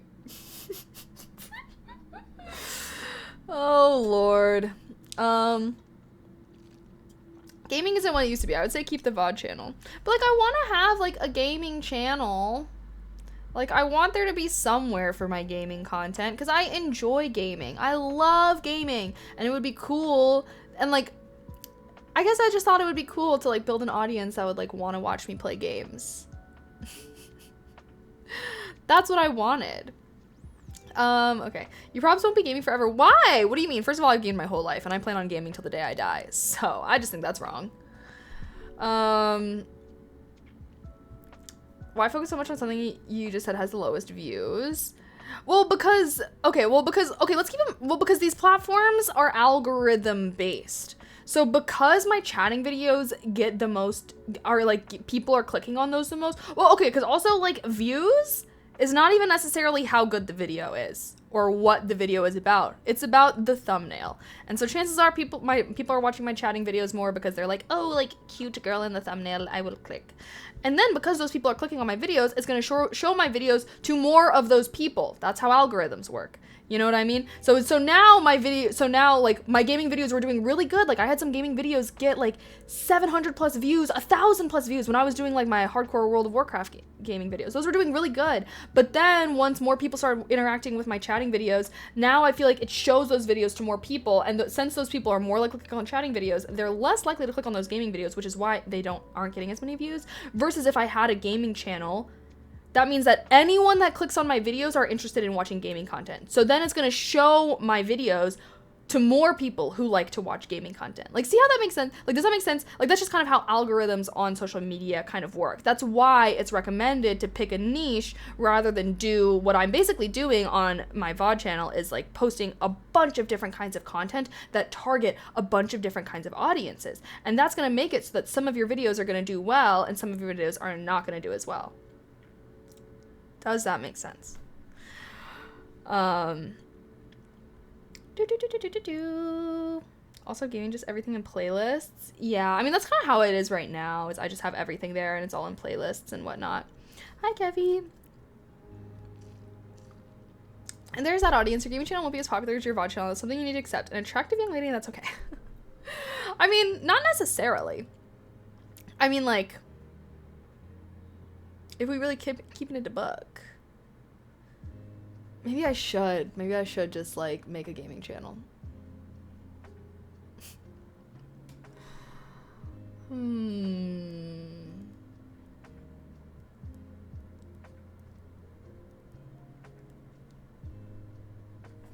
Seems like you're attracting more people because your personality in gaming is extra, like you're a gamer girl. Yeah, but, like, that's kind of how I've been. Like, the whole point of, like, a gaming channel would be to grow my gaming audience. You know what I mean? I don't know. I'm torn up. I still need to, like, look into this reaction channel that I really want to do, too. See, okay, I'm not gonna lie, though. I think I'm gonna do it. I think I'm just gonna do it. Like, I think I should just make the VOD channel a VOD channel and stop trying to, you know, just let it be a VOD channel that people can go to watch VODs if they want. Maybe I'll keep breaking up the videos, whatever. And then I'll just post, and then I'll post, like, just the gaming section on a separate gaming channel as a Let's Play channel. And then I can maybe, you know, once that channel starts doing halfway decent, maybe I could, like, you know, like, start having edited gaming videos or whatever. Sorry, I'm, like, having a brain fart. And yeah, and then I'll have, yeah, just know I might be popping out with, like, 5 YouTube channels at this point. Because the thing about YouTube is actually, that's great, is that, and, like, why I feel like I want to do this is because YouTube is really good as far as, like, passive income is concerned. Because the great thing about YouTube is that as soon as once you post a YouTube video, that video will keep getting you views as long as people are watching it. So that's why YouTube, I think, is a great platform, and, like, why I definitely think every creator should have a YouTube channel and whatnot. I was, like, telling Claire this, actually, when we were in the DR. I was like, you should definitely just, like, just make a VOD channel or, like, whatever it is, because, like, YouTube is super good for, like, passive incomes. And, like, as far as, like, gaming, for example, it's like I'm just uploading my gameplay that I already stream, right? So it's, like, not that much extra work for me. It's just because I just have to upload the videos, but I'm already playing these games, right? I'm already streaming, and plus I love you guys know I love gaming. I love playing games and whatnot, and so that is part of the reason why I really wanted to try and build more of a gaming audience, because I do think that most people that watch me right now do watch me for my personality, and, like, that's great, but, like, also it's like it also leads to people being like, oh, like, don't game, we just want to chat, or, like, just do you know what I mean? Like, people want to do other things besides game because of that. And, like, I would like to kind of build an audience that does want to watch me play games as like the kind of main thing. I don't know. Why not do 5? I mean, I can. I just felt like I felt like I would get flamed by y'all. I just thought y'all were gonna, I don't know. I was just curious. Because I want to hear what you guys, as my community, as my viewers, right? You guys are probably the people that are going to be watching these kind of videos. I don't know. It's just me coming to a realization that, you know, I do think that YouTube is very, very, like, niche based, and I thought I could get away with just, like, posting lots of different kinds of things and whatnot, but that type of stuff just tends to not do as well because the algorithm can't place you into a nice, neat category as easily. Vegas, thank you for the tier 1 also. Happy 2 months. Thank you. Sorry. It's been my dilemma, though. I feel like the YouTube culture, I guess that makes sense. Yeah, it's just kind of the way that people are. Like, it's kind of like when someone subscribes to a YouTube channel, they expect a specific kind of content from that YouTube channel. Like think of types of YouTube channels that you're subscribed to. Like usually you're expecting a specific kind of content from them. So if you subscribe to a YouTube channel that's posting all this different kinds of content, it's kind of like, oh, like you might unsub them because you're like, they keep posting all these videos I don't give a fuck about. You know what I mean? Like I just wanted to see this kind of video from them. So I would also, I don't know. I like her channel has a nice variety of things to watch. Yeah, I mean, I enjoy being a variety streamer. I definitely don't think I could ever just, like, only do one thing as far as streaming is concerned. But it just is, like, on YouTube. I guess I just think that variety stuff just doesn't seem like it does as well for YouTube as me. Let's fucking go. I know, so many. I want to be a YouTuber. Let me just become a YouTuber. It's about the eyes for me, TBH. I like the pal streams. Oh, that's good.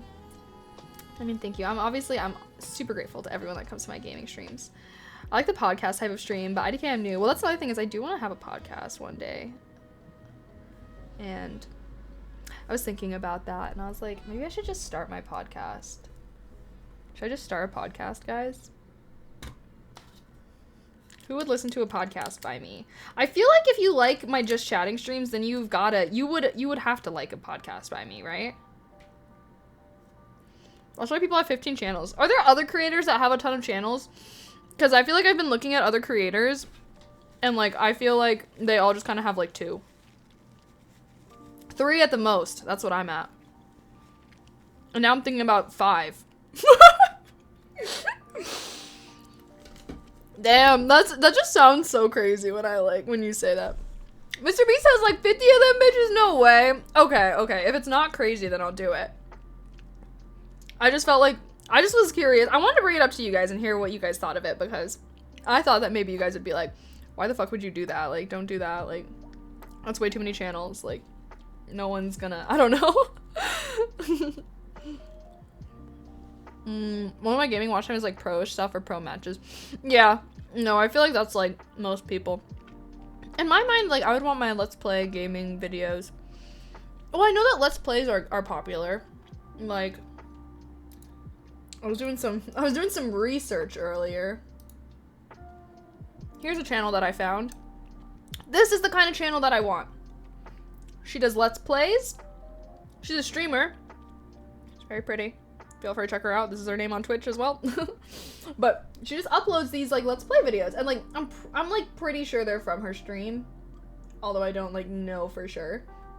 But look, 81k subs. That's more than my ASMR channel. Like 81k subs. Look at these views. 79k, 4k. Okay, well maybe that just came out. But like, look, 482k, 320k, 248k, 203k. Like, this is the kind of channel. Like, this is the type of channel that I would want to have. It's just these long Let's Play videos. I don't know if anyone has actually like watched any of her videos or anything like that, but it's just like her playing the games. And I can't speak for sure, like, is she a super good gamer? At least when I watch her streams, she doesn't seem like she's like a super good, intense gamer. I feel like people just like to hang out with her, and they're like good background videos and stuff like that. But like, this is what I would want to do. And then when I was like looking at her channel, and I was like, oh, like her channel does really well, my channel like is not.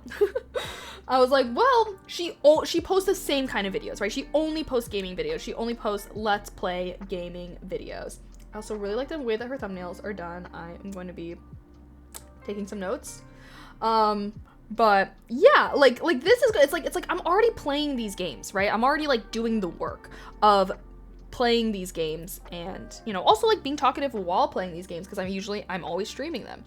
And it's like I might as well just upload this to YouTube, and like I'm not gonna lie, like a video getting this many views, like that's probably a couple $100, you know what I mean? Like, it's just like if I'm already doing the work of kind of like playing these games anyways, sorry, work, like I don't want to say like it's hard or anything, but you know what I mean? Like, why not try and make a YouTube channel kind of out of this content that I already do anyways?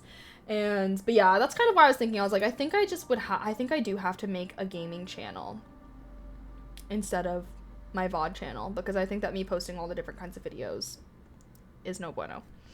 But yeah, thumbnail game is super important on YouTube. I know. I'm trying to do some more research. I hope you do that. If you're playing through something, I hope you number them on the thumbnail. I know when I saw that she did that, I was like, oh, like that's really smart. I would normally have it in the title. Like my Baldur's Gate ones, I put like episode 1, episode 2, whatever. But I like that. Trust me, I've been trying to do some more R&D because I do really want to, I don't know, I guess I feel like I want to have more, I just love gaming, I guess, and I want to start taking that aspect of my content a little more seriously, because I feel like even though it's something that I've always loved and enjoyed and am passionate about, I've always felt like, oh, like, well, I'm not like a pro, like I'm not like good at any of these games, like why would anyone care about my gaming content? But I try to remember that, like, okay, people come to my gaming streams. I don't have 0 viewers whenever I stream these games. Like, I'm sure that a lot of people just like to have these videos on in the background, maybe while they're playing the same game, cozy vibes, like, it's a thing, you know what I mean? And it's like, I watch plenty of streamers that aren't amazing at the games that they play, but I like their personalities and stuff, and like, that's why I like having them on in the background. There he is! Thank you so much for the sub with Prime. Thank you, thank you, thank you. I appreciate that. Happy 39 months. Thank you. Heart.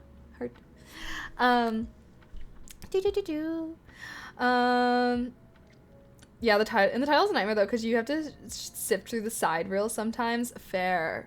No, I like literally taking notes. I'm taking notes. And once I have an actual gaming channel, I feel like hopefully things will do better. So yeah, okay, I think I am, guys. I think I am. Me and YouTube all over the place. Try on video, then travel vlog, then K-pop react. But people don't watch one channel for all that, so I end up watching none, unsub.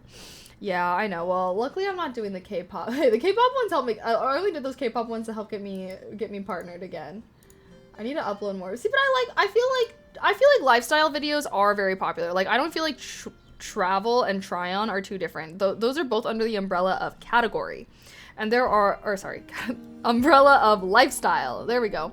There's plenty of lifestyle creators, YouTube channels that do really well, that do like try on content, that do travel content, that do like, how I do my makeup, blah, blah. That's like, those are channels that are targeted towards girls. I feel like those channels. And I know lots of female YouTubers that have like, yeah, that do like that kind of stuff. And like, yeah, like lifestyle content I do feel like is kind of, even though it includes a lot of different things, it's usually one. Like if I was making lifestyle, like if my travel, because my travel content is just vlogs, right? It's just vlogs and that's like lifestyle. But if my travel content was like 5 best places to visit in Asia, you know what I mean? Like that's more like informational travel content, which I do think is a separate category from lifestyle. But yeah, I feel like my personal channel is like kind of like for my IRL life a little bit.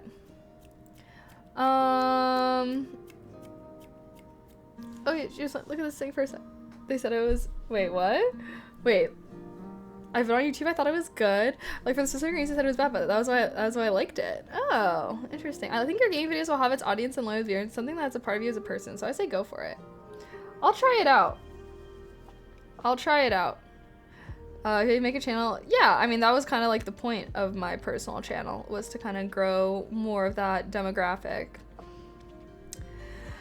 I don't know, man. Keep in mind, I'm still figuring this shit out. I try to find a good balance between... I try not to put too many things on my plate because I feel like I get overwhelmed. But maybe this is a good place to start. I don't know. Maybe maybe when I play like storyline games. Oh, maybe that's a good idea. So maybe like my VODs could be more, like, I don't know. Like I'll still upload all my VODs and stuff. But like, I'll do like focus on like storyline games for whenever I make my game channel. We can do like, let's see, Last of Us, God of War, Final Fantasy, Outer Wilds. So like kind of storyline games, I can like then maybe have those videos be for the YouTube. I was also taking a gander at this guy. Let's play Pal World. Thought that was funny. But obviously he does very well. I will be doing more research into the Let's Play category. Does anyone else watch Let's Play videos? And if you do, what's your favorite channel? I'm in my R&D phase. Wait, what? It's not extra work for you. I already game record the video, so it'll only take the extra upload time. Yeah. Okay, I think I will do it. I was just curious. Wanted to bounce some ideas off of you guys. But good to know. I think I'm feeling more certain in what I'm doing. And I think it'll be good too once I focus on kind of like, once I'm focusing, like, if that channel is just gaming, and I know it'll take time to build up, because it's taken me months to hit 1,243 subs on my VOD channel, but going good, I think. Maybe I think that the one game that I probably could upload to my YouTube channel if I did make it would be Baldur's Gate, because I feel like that's a good storyline game, yeah?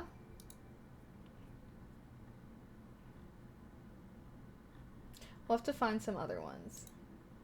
Okay. Thanks, guys. I'm feeling actually better. I do feel like sometimes I just need to rant about things that I feel like are on my mind. What do you guys think? Do you like watching more like gaming type content, more like lifestyle content, more like, I don't know. Is there any type of things that you're like, oh, like, I like watching this kind of stuff? Most small/medium-sized streamers give up with YouTube if they don't get instant success. It's a grind, but you can do it. Yeah, I know I can do it. And see, that's the thing is, like, it's like I'm already doing this stuff anyways, so that's why I feel like it's good. But yeah, YouTube is definitely a grind. I feel like it's hard, especially because I feel like a very high level of quality is expected on YouTube. Like, motherfuckers complain about everything on YouTube. Oh my god. Oh my god. Like, literally with my VODs, I had to start editing out the starting soon screen because people were, like, complaining about it. And I was like, okay, first of all, it's YouTube, bro. You can just skip ahead to when you see the starting soon screen is done. But yeah, people want it to be people want it to be high quality. They wanted it to be edited to perfection. I don't know, like... Savage Death, thank you for the tier 1. Thank you. Happy 3 months. I appreciate that. Thank you so much. Okay, 5 YouTube channels incoming. I'm excited though. Okay, I feel like I get so excited whenever I like have a new game plan that I like to implement. I also think this will be good because since I'm like, yeah, because like I said, since we'll focus on like storyline games, I'll like see what kind of games also. Sorry, okay, one thing about me, I'm a businesswoman, okay? I'm a businesswoman, okay?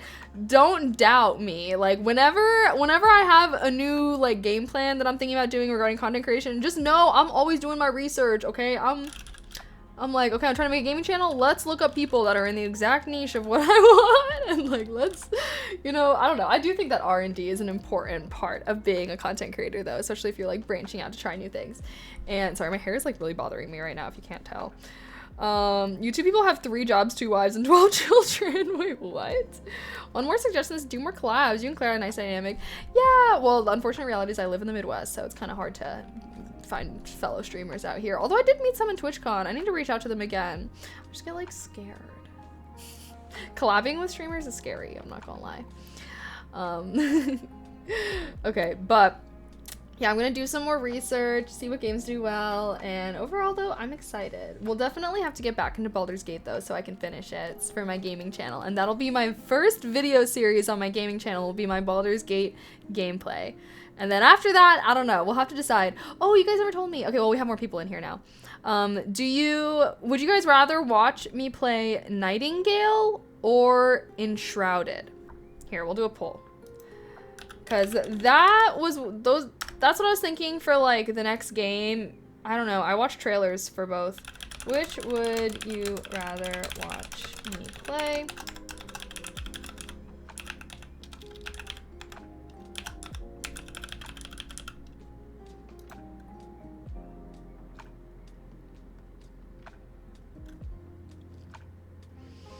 Okay. Anywho, anyway. Sorry.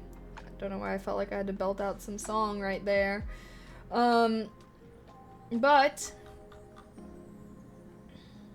okay, well now that I'm like making a gaming channel, should I just like stop splitting apart my VODs then and just have like the whole VOD there? I might do that. I might do that. Anywho. Hard to tell survival games apart. Enshrouded looked super cool. So did Nightingale, but I was kind of hearing people say that Nightingale was a little buggy. But, I mean, it's not that Well, it's not that bad, right? Wait, let's take a gander. Let's see if we can see someone playing. Go back to the game! Or do you guys just want me to show you the trailers, actually, instead of, like, clicking on random streams? LOL. Hold on. I'll find a trailer.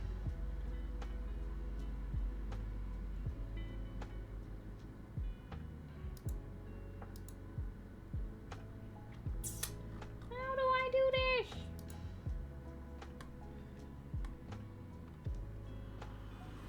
Welcome.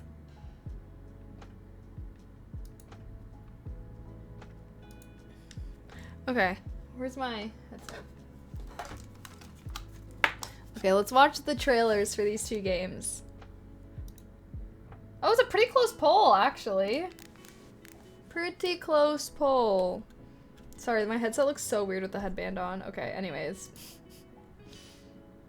Hold on. Lo-fi beats. Hush for a sec. Hush, hush. The Feywilds await, and so too Nightingale. Awaken your first portal and tread on towards that which is boundless, beyond the measurable.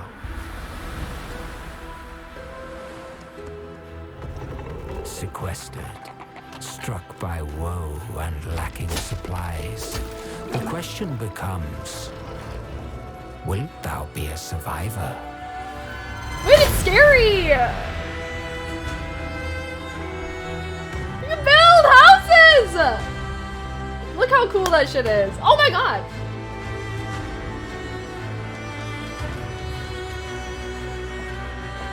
And they got guns.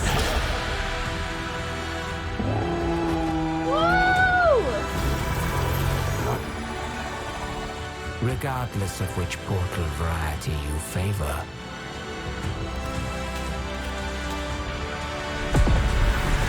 realm cards will be necessary.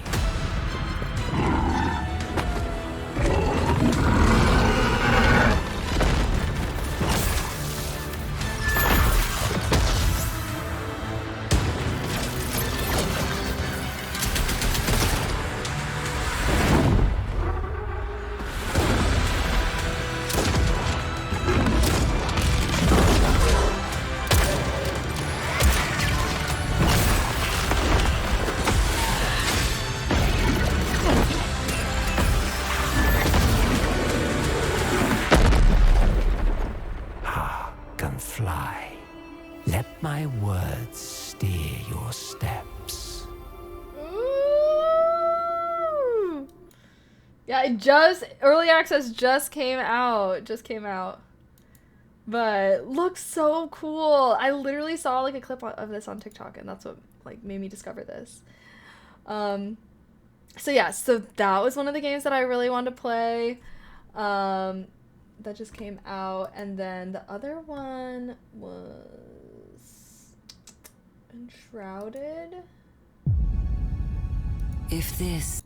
Okay, well, what do you guys think of that one? I thought that one looked so cool. I feel like the animals look super cool and crazy, and like I always like that kind of stuff. But okay, what the heck? That game looks badass. I can see why it would be buggy. Yeah, it looks like the world and the animals are really big. So that's what I was kind of saying. I was like, yeah, like I mean, it's in early access also, so it's kind of like it's of course it's gonna be buggy a little bit, you know, but it looks super cool, and like visuals. You guys know me. I'm a huge visuals girly. I feel like I need good visuals. Okay, but this is the other game that I was thinking about playing, and yeah, is to be the end. Then I will tell them of the beginning, of how your spark was ignited,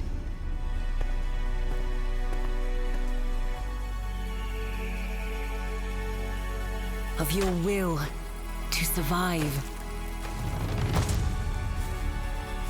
I need the Of building. the power that flowed from within you into this enchanting realm of beauty and decay. Your flame has grown strong, but in the end, was not enough. You answered the call, but who answered yours? None. But the darkness, the malice, the relentless legions of the mist. Alone, no one stands against the shroud. But you are not alone, for now we come with iron and steel, and the flame of the ancients in our veins. Together, we take back what was stolen. We reshape this earth to our will. Together, we declare, if this is to be the end, it will not be ours.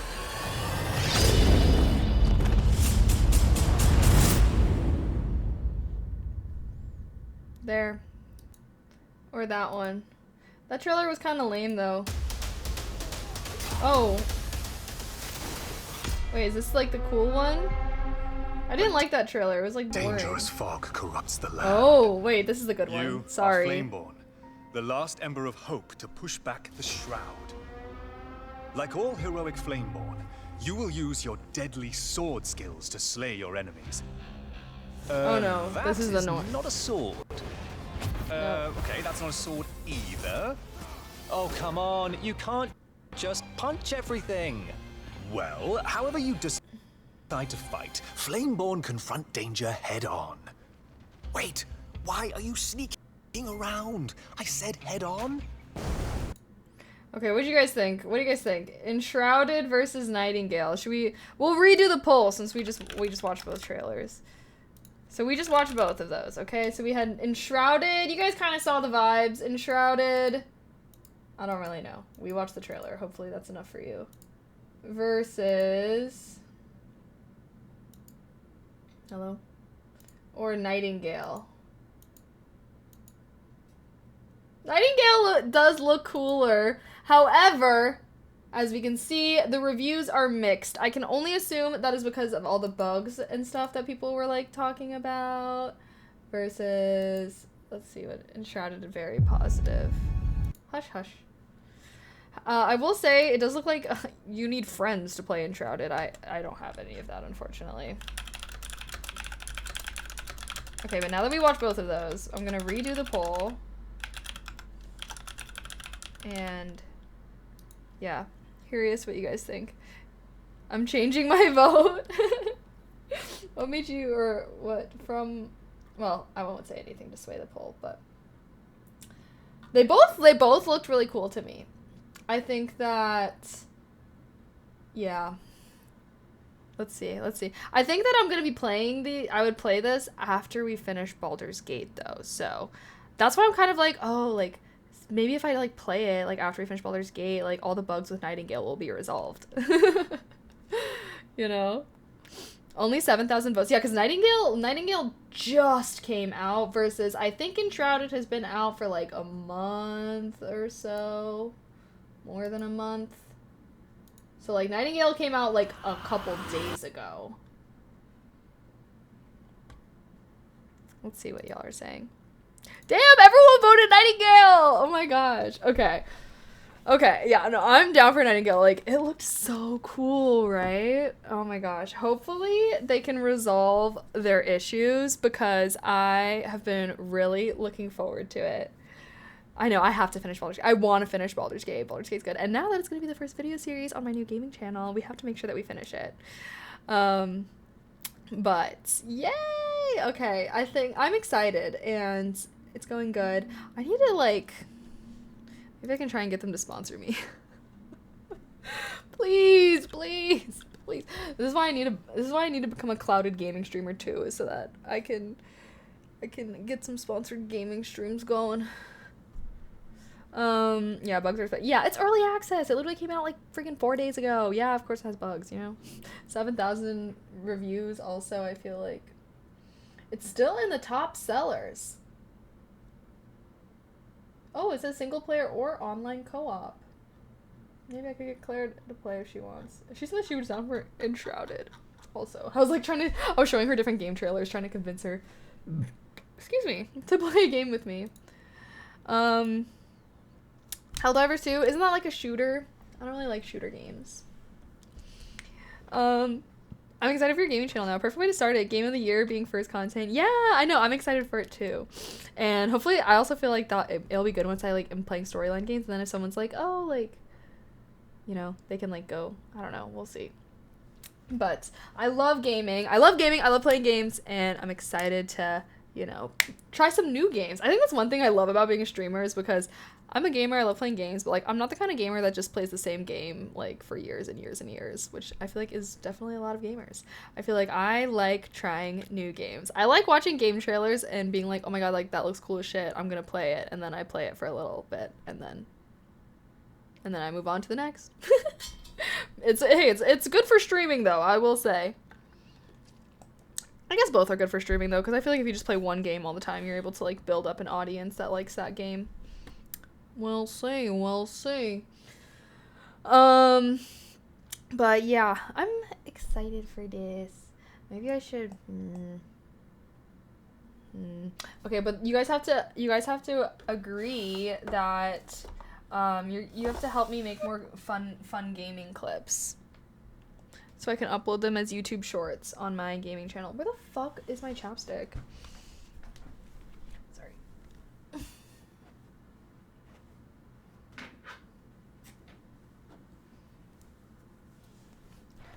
Whew. Alright, I think I've already decided that I'm giving up on gaming, because I feel like if I game, I'm gonna game too long, and I still got some shiz I need to do. But hopefully I can do more early streams this week. I'm gonna try and be streaming earlier. I don't know how some streamers only play Fortnite. They're missing out on so much. I know. I feel like also people that just play the same game, it's like, how can you just play the same thing like almost every day for years? Like, I don't know, maybe it's just because I like storyline games, so I like games where there's like progression and stuff, but I've never understood that. I had an early shift at work today, hence how I'm here right now. Ooh, yeah, no, I feel like, I just think I always like stream in the evening, and then the nighttime that always makes me like stay up late and stuff, but I feel like if I just start streaming earlier, then surprise, surprise, I will still have time to do things after stream ends, which is not usually how my nights go. But should we play Pal World a little bit? Let's see, what time is it? Oof, it's already almost 6. I was thinking about ending at like 6 or 6:30, so I don't think we have enough time. I'll just chat for a little longer. Anyone have any other questions, advice? I don't know, I'm an open book. You can ask me questions about myself, thoughts on things. It's just because all their viewers only watch their game. If they switch, most leave. This is true. I've heard of streamers being stuck, and they're low-key over the game, but they can't switch even if they want to. Today flew by so freaking fast. Really? Yeah, no. I've been pretty good with my workout grind lately. I made a new morning routine for myself that I'm going to try to be very strict with this week. I put that as my weekly focus in my planner, actually, was to implement my new morning schedule. Do you guys want to hear it?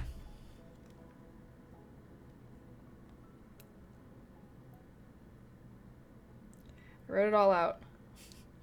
9 a.m. Wake up and do my Wordle / connections. Because I don't know about you guys, but I cannot get out of bed as soon as I wake up. Okay, I need like 10 minutes. So 10 minutes to do the Wordle / connections. And then I get dressed, and then I work out immediately. And then, so I put 9:10, get dressed and work out. 9:45, protein shake and phone time. So if I need to respond to texts or anything, I can drink my protein shake and go on my phone a little bit.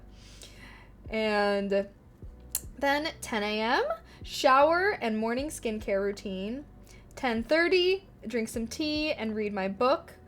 11 a.m., breakfast and eat while reading, or I don't know, I didn't really do that.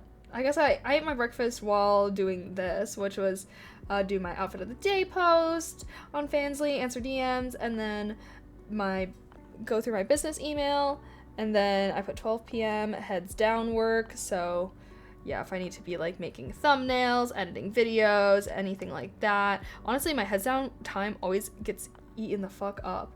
Meetings, I can schedule them within that time frame. And then 1 p.m. get ready and then stream right afterwards. Things were kind of delayed though. My breakfast ended up taking me a lot longer because I decided to film a TikTok of me making it, which made me take like an hour to make that. But yeah, that's my new morning schedule that I'm trying to stick with. But I don't know, I've just been like bad with kind of like with being consistent with stuff. Or like not consistent with stuff, but like just having a productive morning schedule. I'm just not a morning person. Like I'm not a morning person at all. And it's so hard for me to get shit done in the morning. But then it's just like, I feel like my days are so much more productive if I can have like good mornings. But yeah, since I'm not a morning person, I tried to like still give myself like downtime. Like that's why I put like, you know, phone time while I'm drinking my protein shake. And then I have like my tea/reading. Those are kind of like my 2 downtime moments. And I guess like cooking, I don't even know if I should call this breakfast because it's really a lunch if I'm having it at like 11:30. But I don't know, cooking always like fucking takes me a minute. But yeah, I'm gonna really try and be strict with it because I just feel like if I can just have a productive morning schedule that also like isn't terrible, it's still enjoyable, because I still like to enjoy my mornings. Like I feel like I'm like a slow morning kind of person, you know, like I like to drink my tea and read my book and all that jazz. Like right now that is my morning routine, is I drink my tea and read my book until my 11 a.m. alarm goes off, and then I'm like, okay, now I gotta do shit. But we'll see. LOL, seriously, what is your moon and rising signs? Virgo, Cap? I actually am a Virgo rising, but I don't identify with that. Anytime I've ever read anything about Virgo rising, I do not feel like it relates to me. Nice hearing your routine. The compartmentalization of your tasks makes me want to plan my day better. Yeah, I just feel like I used to be very structured, like very scheduled with school and everything like that, and I feel like I've been lesser so. I've just been like, oh, as long as I get all these things done during the day, like that's a good day, you know what I mean? But now I'm trying to put the pressure on myself. Okay, get all of these things done in the morning time so that way I can spend my nights. And then yeah, and then ideally it's like after I do all that stuff, right, we had like 1 p.m. get ready and stream, and then I would stream around like 1:30, 2 p.m. time, and then I can stream for a few hours. And obviously like if I'm like playing a game, if I want to stream longer I can, but ideally I could be done streaming at like 6 to 8 p.m. would kind of be around when I would end. Like 6 p.m. would be great because then I can still like cook dinner and like have my whole evening as free time. I just feel like as it's been, I normally will like have like my free time as like my morning time, and then the afternoon time is kind of like, okay, like let me get shit done, let me do my heads down work, and then the evening to nighttime is when I'm streaming. And you guys know, like I'll normally go live at like 5, 6, 7 p.m. and then I'm streaming until I have to go to bed. And I think I just would rather like, I'm trying to shift that whole schedule up of like having all my productive time be in the morning so that way I can kind of enjoy my evening times and not have streaming impact my sleep schedule. But also even with that schedule, it's like I can have longer streams and it's still not like impact my sleep schedule too much. Because as it is right now, I feel like my long streams always will fuck up my sleep schedule. And since I'm having this morning routine, I'm like, I cannot be having like, you know, I can't be going to bed super late. I'm trying to be responsible adults. Do you guys have a morning schedule or nah? Are you chill with it? I just think there's so many things to do that I'm like, ugh, if I don't have a schedule for myself, I feel like I always like have excuses, and then like the things that I need to do don't get done. Nagrom, thank you so much for the tier 1 sub. I appreciate you. I appreciate you. Ooh, ooh. Thank you. Happy 6 months though. Yay. Virgos are very thorough, organized, and task oriented. You have a step-by-step plan. Reminds me of being a Virgo. Yeah, but I don't think that's like what Virgo rising means. Like what the signs mean in different parts of your chart, I'm pretty sure is different. Like Virgo rising traits. How do I...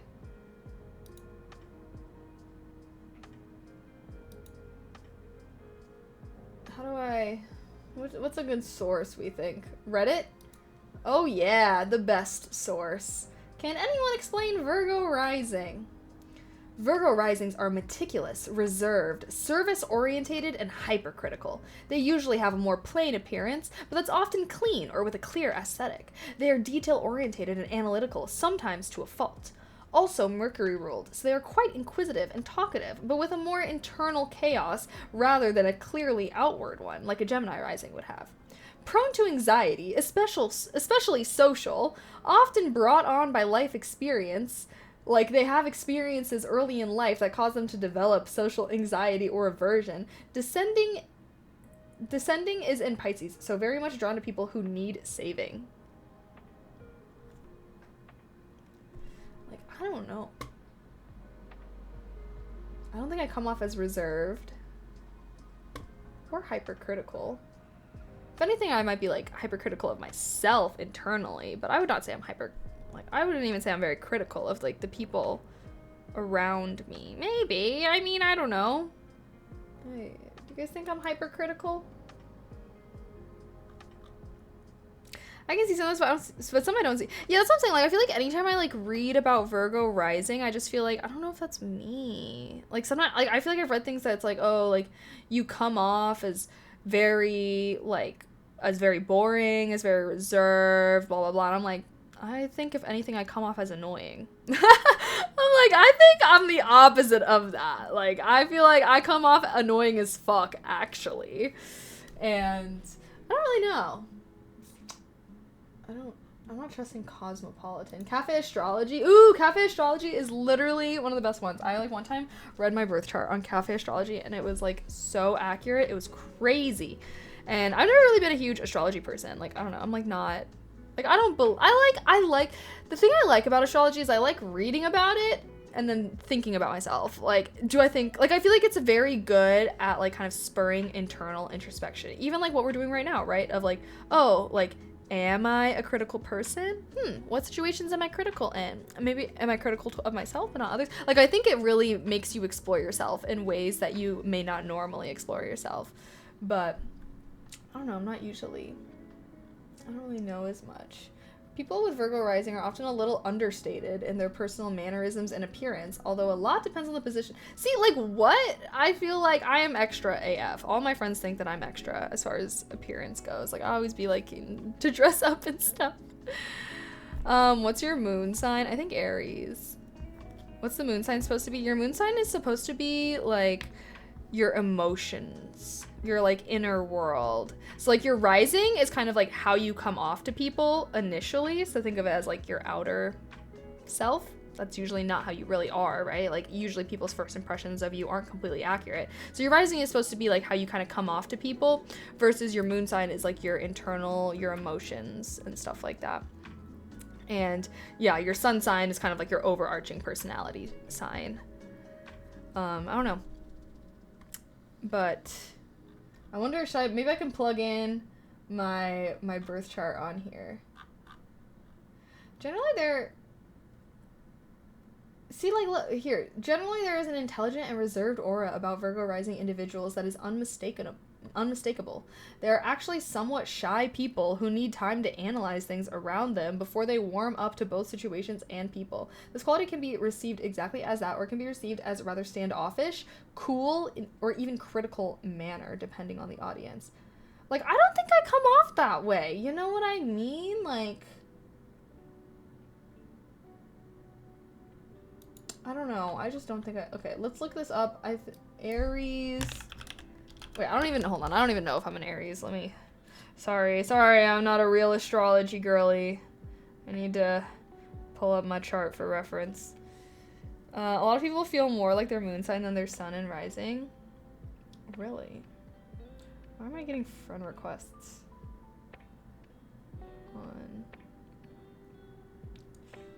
Oh no, my moon sign is Taurus. Sorry.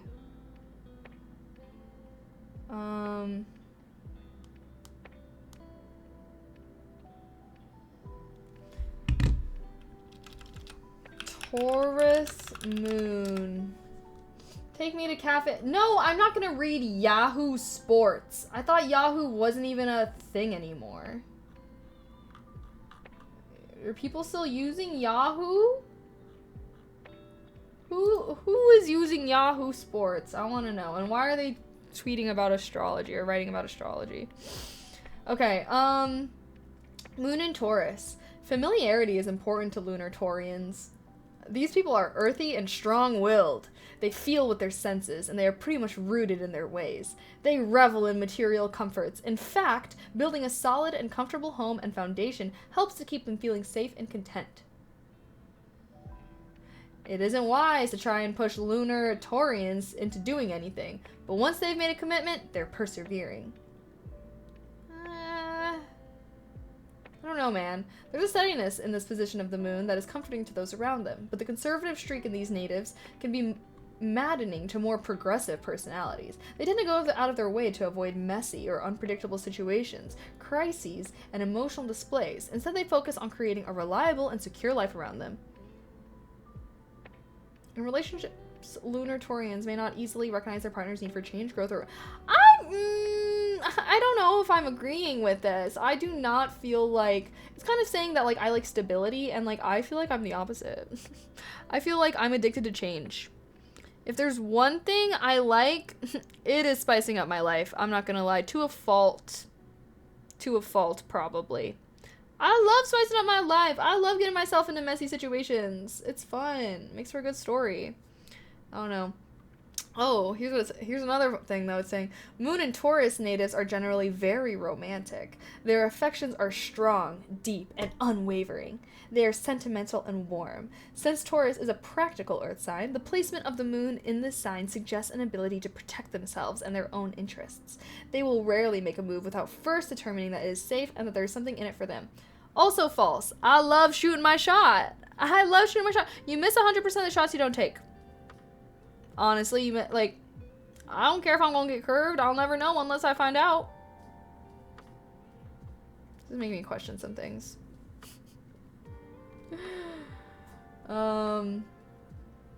What? Generally, Taurus moon people have reliable instincts. They are very much tied to the physical world, and they often have a particularly well-developed sense of smell. What? I don't know about them apples. I don't know about them apples. I don't know if I have, like, a particularly good sense of smell. It's like Tanjiro. He's like... I feel like it's like a thing in anime, where it's like the anime protagonist in, like, shoujin, whatever, like, little boy animes, is, like, they always have, like, a really good sense of smell. What's up with that? What's up with that? Like, what is that? Like, why? I don't know. Is what it is, eh? Well, okay, I hope you guys enjoyed your little astrology lesson that I just gave you right now. I finally started watching Demon Slayer. Oh my gosh, what do you think of it? Oh, guys. Oh, guys. I just finished watching an amazing anime. Okay, it was so good, but it was also so horny. Not gonna lie. And, like, they were actually fucking. Sorry, bro. I was so shocked. I was so shocked. Like, you know how, like, in a lot of anime, it's like they're insinuating or like they hold hands and like it's a big deal or something. But like, bruh, like they were honestly like, like I don't know, they got to it. Like, not they got to it, but like, like, okay, because I've been obsessed with, like, isekai anime, where it's, like, they, like, you know, normally it's, like, this random-ass dude gets transported to this magical world, and, like, oh my god, there's all these hot girls with huge titties around them, oh my god, like, type of shit. And, like, I kind of thought, and, like, they're, like, low-key simping down bad for these girls, and these girls are like, get away from me, like, oh my god, maybe one girl has a crush on him, but, like, he doesn't even like her back like that. Whatever, like, that's usually how the isekai anime goes. So I thought this anime was gonna be just like that. I thought it was just gonna be just like that, you know? No, why were so he was liking all the girls, because obviously he's like a horny dude. I don't know, they're always horny. Horny dude, he's liking all these girls, and sometimes they be liking him back, and he is liking them, and then, like, I don't even know how to explain this. Like, It's so good. I don't even want to spoil this for you guys, though. I don't want to spoil it for you. There was, like, I don't know. I was just surprised, I suppose. Let me look up the name of this fucking anime. Where is it? Where is it? How can I see, like, the animes that I finished? Because it's not in my recently watched anymore since I finished it. It had some kind of, like, weird name. It was, like, Mushik.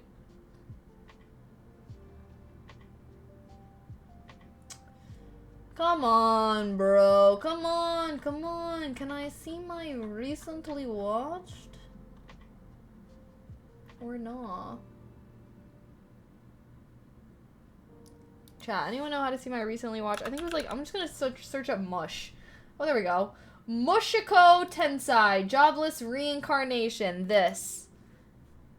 Amazing anime. I might have to rewatch it and like redo my for my reaction channel. Okay, no one say shit. No one better say shit to me if y'all see me rewatch an anime that I've like honestly already watched before because it was so good and like I already like remember I remember my reactions when I'm watching things, you know. But so good. Shield Hero. Okay, I actually tried to watch Shield Hero and it was actually weird as fuck. I could not watch it. I'm sorry, but I can never get behind a protagonist that's just like, oh, I'm just such a loser and everyone hates me. Like, I'm sorry, the minute that a freaking protagonist is being like that, ending, canceled. That's why I couldn't watch Tokyo Revengers. Tokyo Revengers, My Hero Academia, get up off the floor, you pathetic fucking loser wimp. Come on, like, like, I'm sorry, I can't. I'm sorry, you were just transported to a world with hella sexy bitches with big titties and magical powers and you're pouting? Be fucking for real. Mushoku Tensei, yes. Jobless Reincarnation. Can I just call it Jobless Reincarnation? I don't know, but this one was good. And, like, oh, my favorite isekai animes, though, are, like, reborn into another world. So rather than, like, teleport to a new world, that was kind of like The Great Cleric, which was also really good. Great Cleric, he came to the world at, like, 15. But I love when they're, like, reborn. They're like a baby. The show starts out with the, like, what I loved about this show so much, Mushoku Tensei, was that, like, every episode was, like, 2-3 years of his life. Okay, some were, like, shorter, some were longer. Excuse me. But, like, I love that shit. Because you guys know me, I like shit to be moving. Pick up the pace. So, yeah, a couple, like, a year, or maybe it's, like, a year. Maybe closer to, like, a year per episode. But still, like, I like that. So that's why I feel like I've been loving, like, isekai anime so much. Because you're, like, watching this whole person's life. You're watching him grow up. The show started off with him as a baby. Mushu, yeah, I don't know. We're just calling it Jobless Reincarnation. But yeah, I definitely recommend it. Gotta watch the second season. Oh my god, yeah, you do have to watch the second season. That's what I watched, and shit was going down in the second season. Are they still coming out with episodes? Wait a minute. Are they still coming out? Is it, like, coming out? Is the second season, like, coming out right now? No. Wait, no, it's not. Or is it? Because it said season 1 is 24 episodes and season 2 is 13.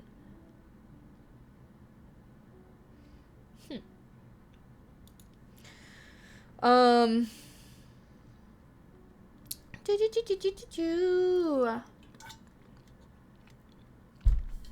I'm sad though, because now I need a new anime to be obsessed with. But I've been waiting to watch some animes for my reaction channel that I want to make. Ooh, should I watch this? Should I watch this one, guys? Chat, help me pick out my next anime that I can watch. Should I watch this one? Look, it has 4.9 stars. Almost 70k reviews. Moonlit Fantasy. Makoto Misumi was just an average teenager who was suddenly summoned to another world as a hero. That's an isekai for you. But the goddess of this world called him ugly and took his hero status away from him. Then sent him to the ends of the world. No way. Be fucking for real. Damn. Oh my god. god, that was kind of like the Saint's magic powers omnipotent or something like that. Same thing happened to her. They like called her they called her another girl and they're like, "Oh, you're ugly." So it's definitely the other girl. Oh my god, chat, what are you doing? What are you doing? Okay, you get zapped into another world and like they summoned you and you're supposed to be like this hero, and then when you show up they're like, "Damn, like you ugly. Get the fuck out of here." And they banish you. What are you doing? What are you doing? Like, are you gonna be like, "Oh, like I'm gonna prove them wrong, like I'm gonna train and like fucking prove them wrong and be so amazing," or are you gonna be like, I'm enacting my revenge on those motherfuckers, they gonna hear from me? Or are you just gonna like, I don't know, off yourself, I guess, because you're in this new world, you don't really know anyone or I got anything working for you? Or maybe, I mean, you could just go and live a regular ass life also. Like, cool, you're freed from the pressures of being a hero. You can just, like, go live in this magical, fantastical world. I think that's what I would choose. I think I would choose either the former or the latter. I think I would either be like, oh, like, I need to train and fucking show them what they're missing out on. And I'm also gonna go explore this cool ass world I'm in. Bitch, it's time to burn everything. That's so funny. Just go to bed, fall to my knees, and start crying. Oh my god. Looks like they got another villain on their hands. Yeah, looks like they're gonna need a few more heroes to handle me. Okay, maybe I'll watch this. Someone said it was good though, right? Let's see. Anything else?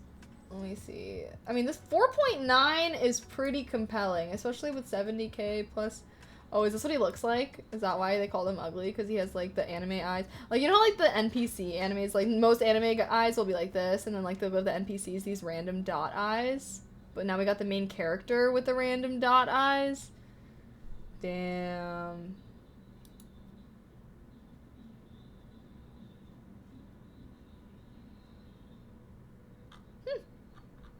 Alright. Thanks for helping me pick my new anime. I'll go watch it now. I'm like, well, I think I'm handsome. You don't matter. Great start to a villain arc.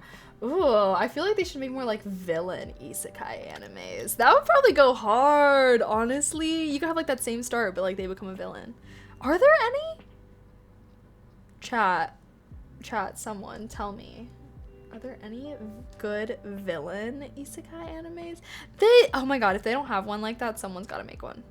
Someone's gotta make one. I just feel like that could be so good. Or, oh my god, like what if it was like an isekai anime, but it was like, oh, like they really want to go back to their world. Maybe they like just had their first kiss. They really want to go back to their world.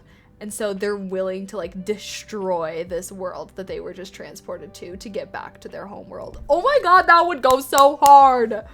Damn, maybe I should just make it myself. Wait, maybe I can write this into a book. I unfortunately do not have the talents to make an anime, but I can write this into a book.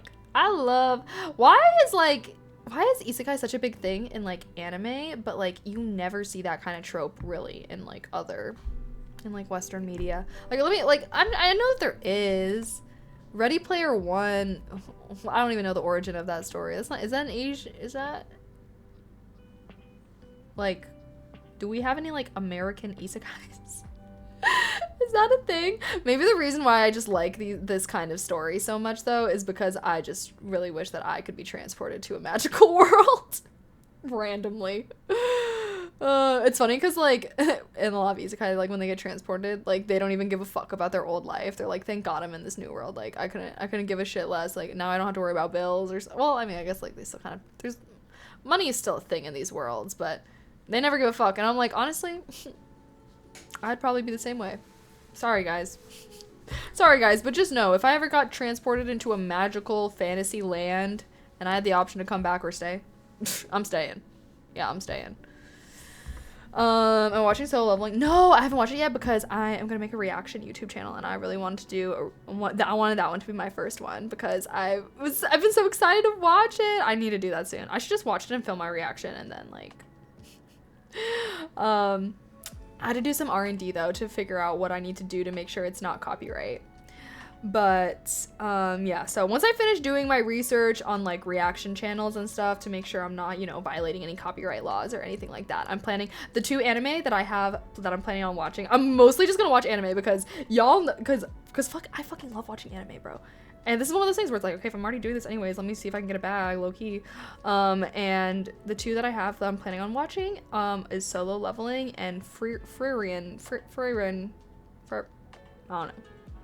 But I also might rewatch some animes that I've watched and like pretend like I haven't seen them before. But I'll just be reenacting my first time reaction, okay, guys? But that's just because like there's some that I've watched that I'm like, oh my god, these are so good, and like I did have such intense like the one that I just finished. Oh my god, like I totally would want to redo that one because like there were so many moments where I was like I cannot believe this is happening right now. Like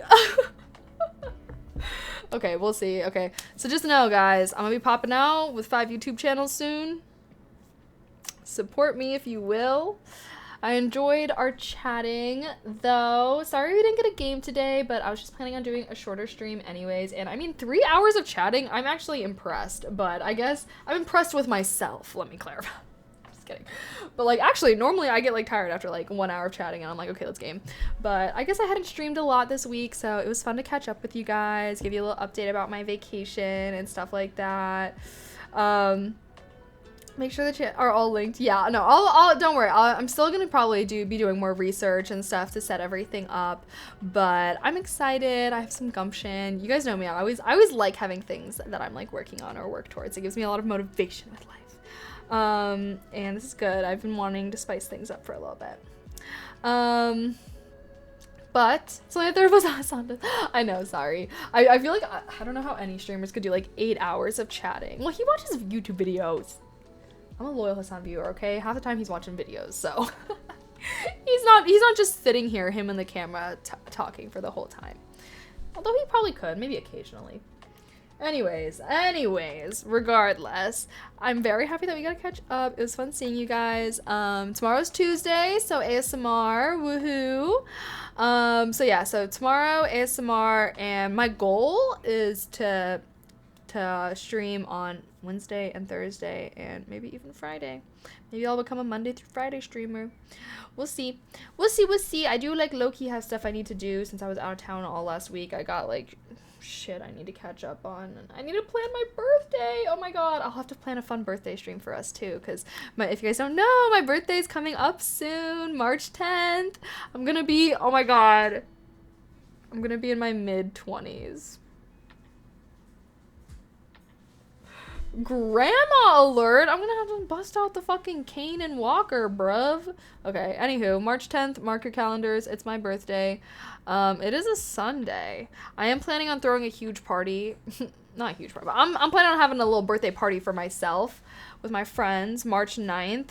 So I'm going to say maybe I'll stream on my actual birthday this year, but also, like, maybe I'll be just so super, you know, maybe I'll be recovering from my party, so who knows. And it's kind of far away. We'll think about that when that gets closer, but I'll definitely do something fun with you guys for my birthday for sure.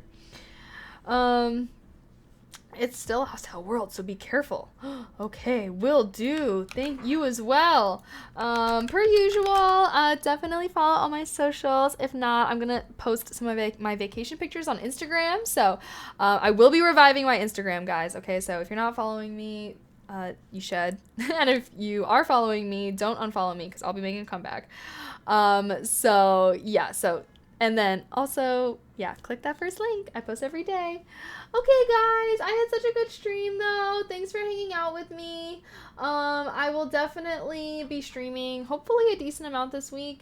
But yeah, my number one priority, you guys heard, is my new morning routine. But hopefully that makes me be better with streaming, you know, and streaming earlier, kind of at this time. Ideally, I will go live in, like, the afternoonish time. But, okay, now I'm rambling because I'm like, oh... But heart. Thank you everybody that subbed, gifted subs, gave bits, or donated. I appreciate your guys' support towards my channel so much. And as always, shout out my amazing mods. Alrighty, guys. See you guys tomorrow. Okay, bye.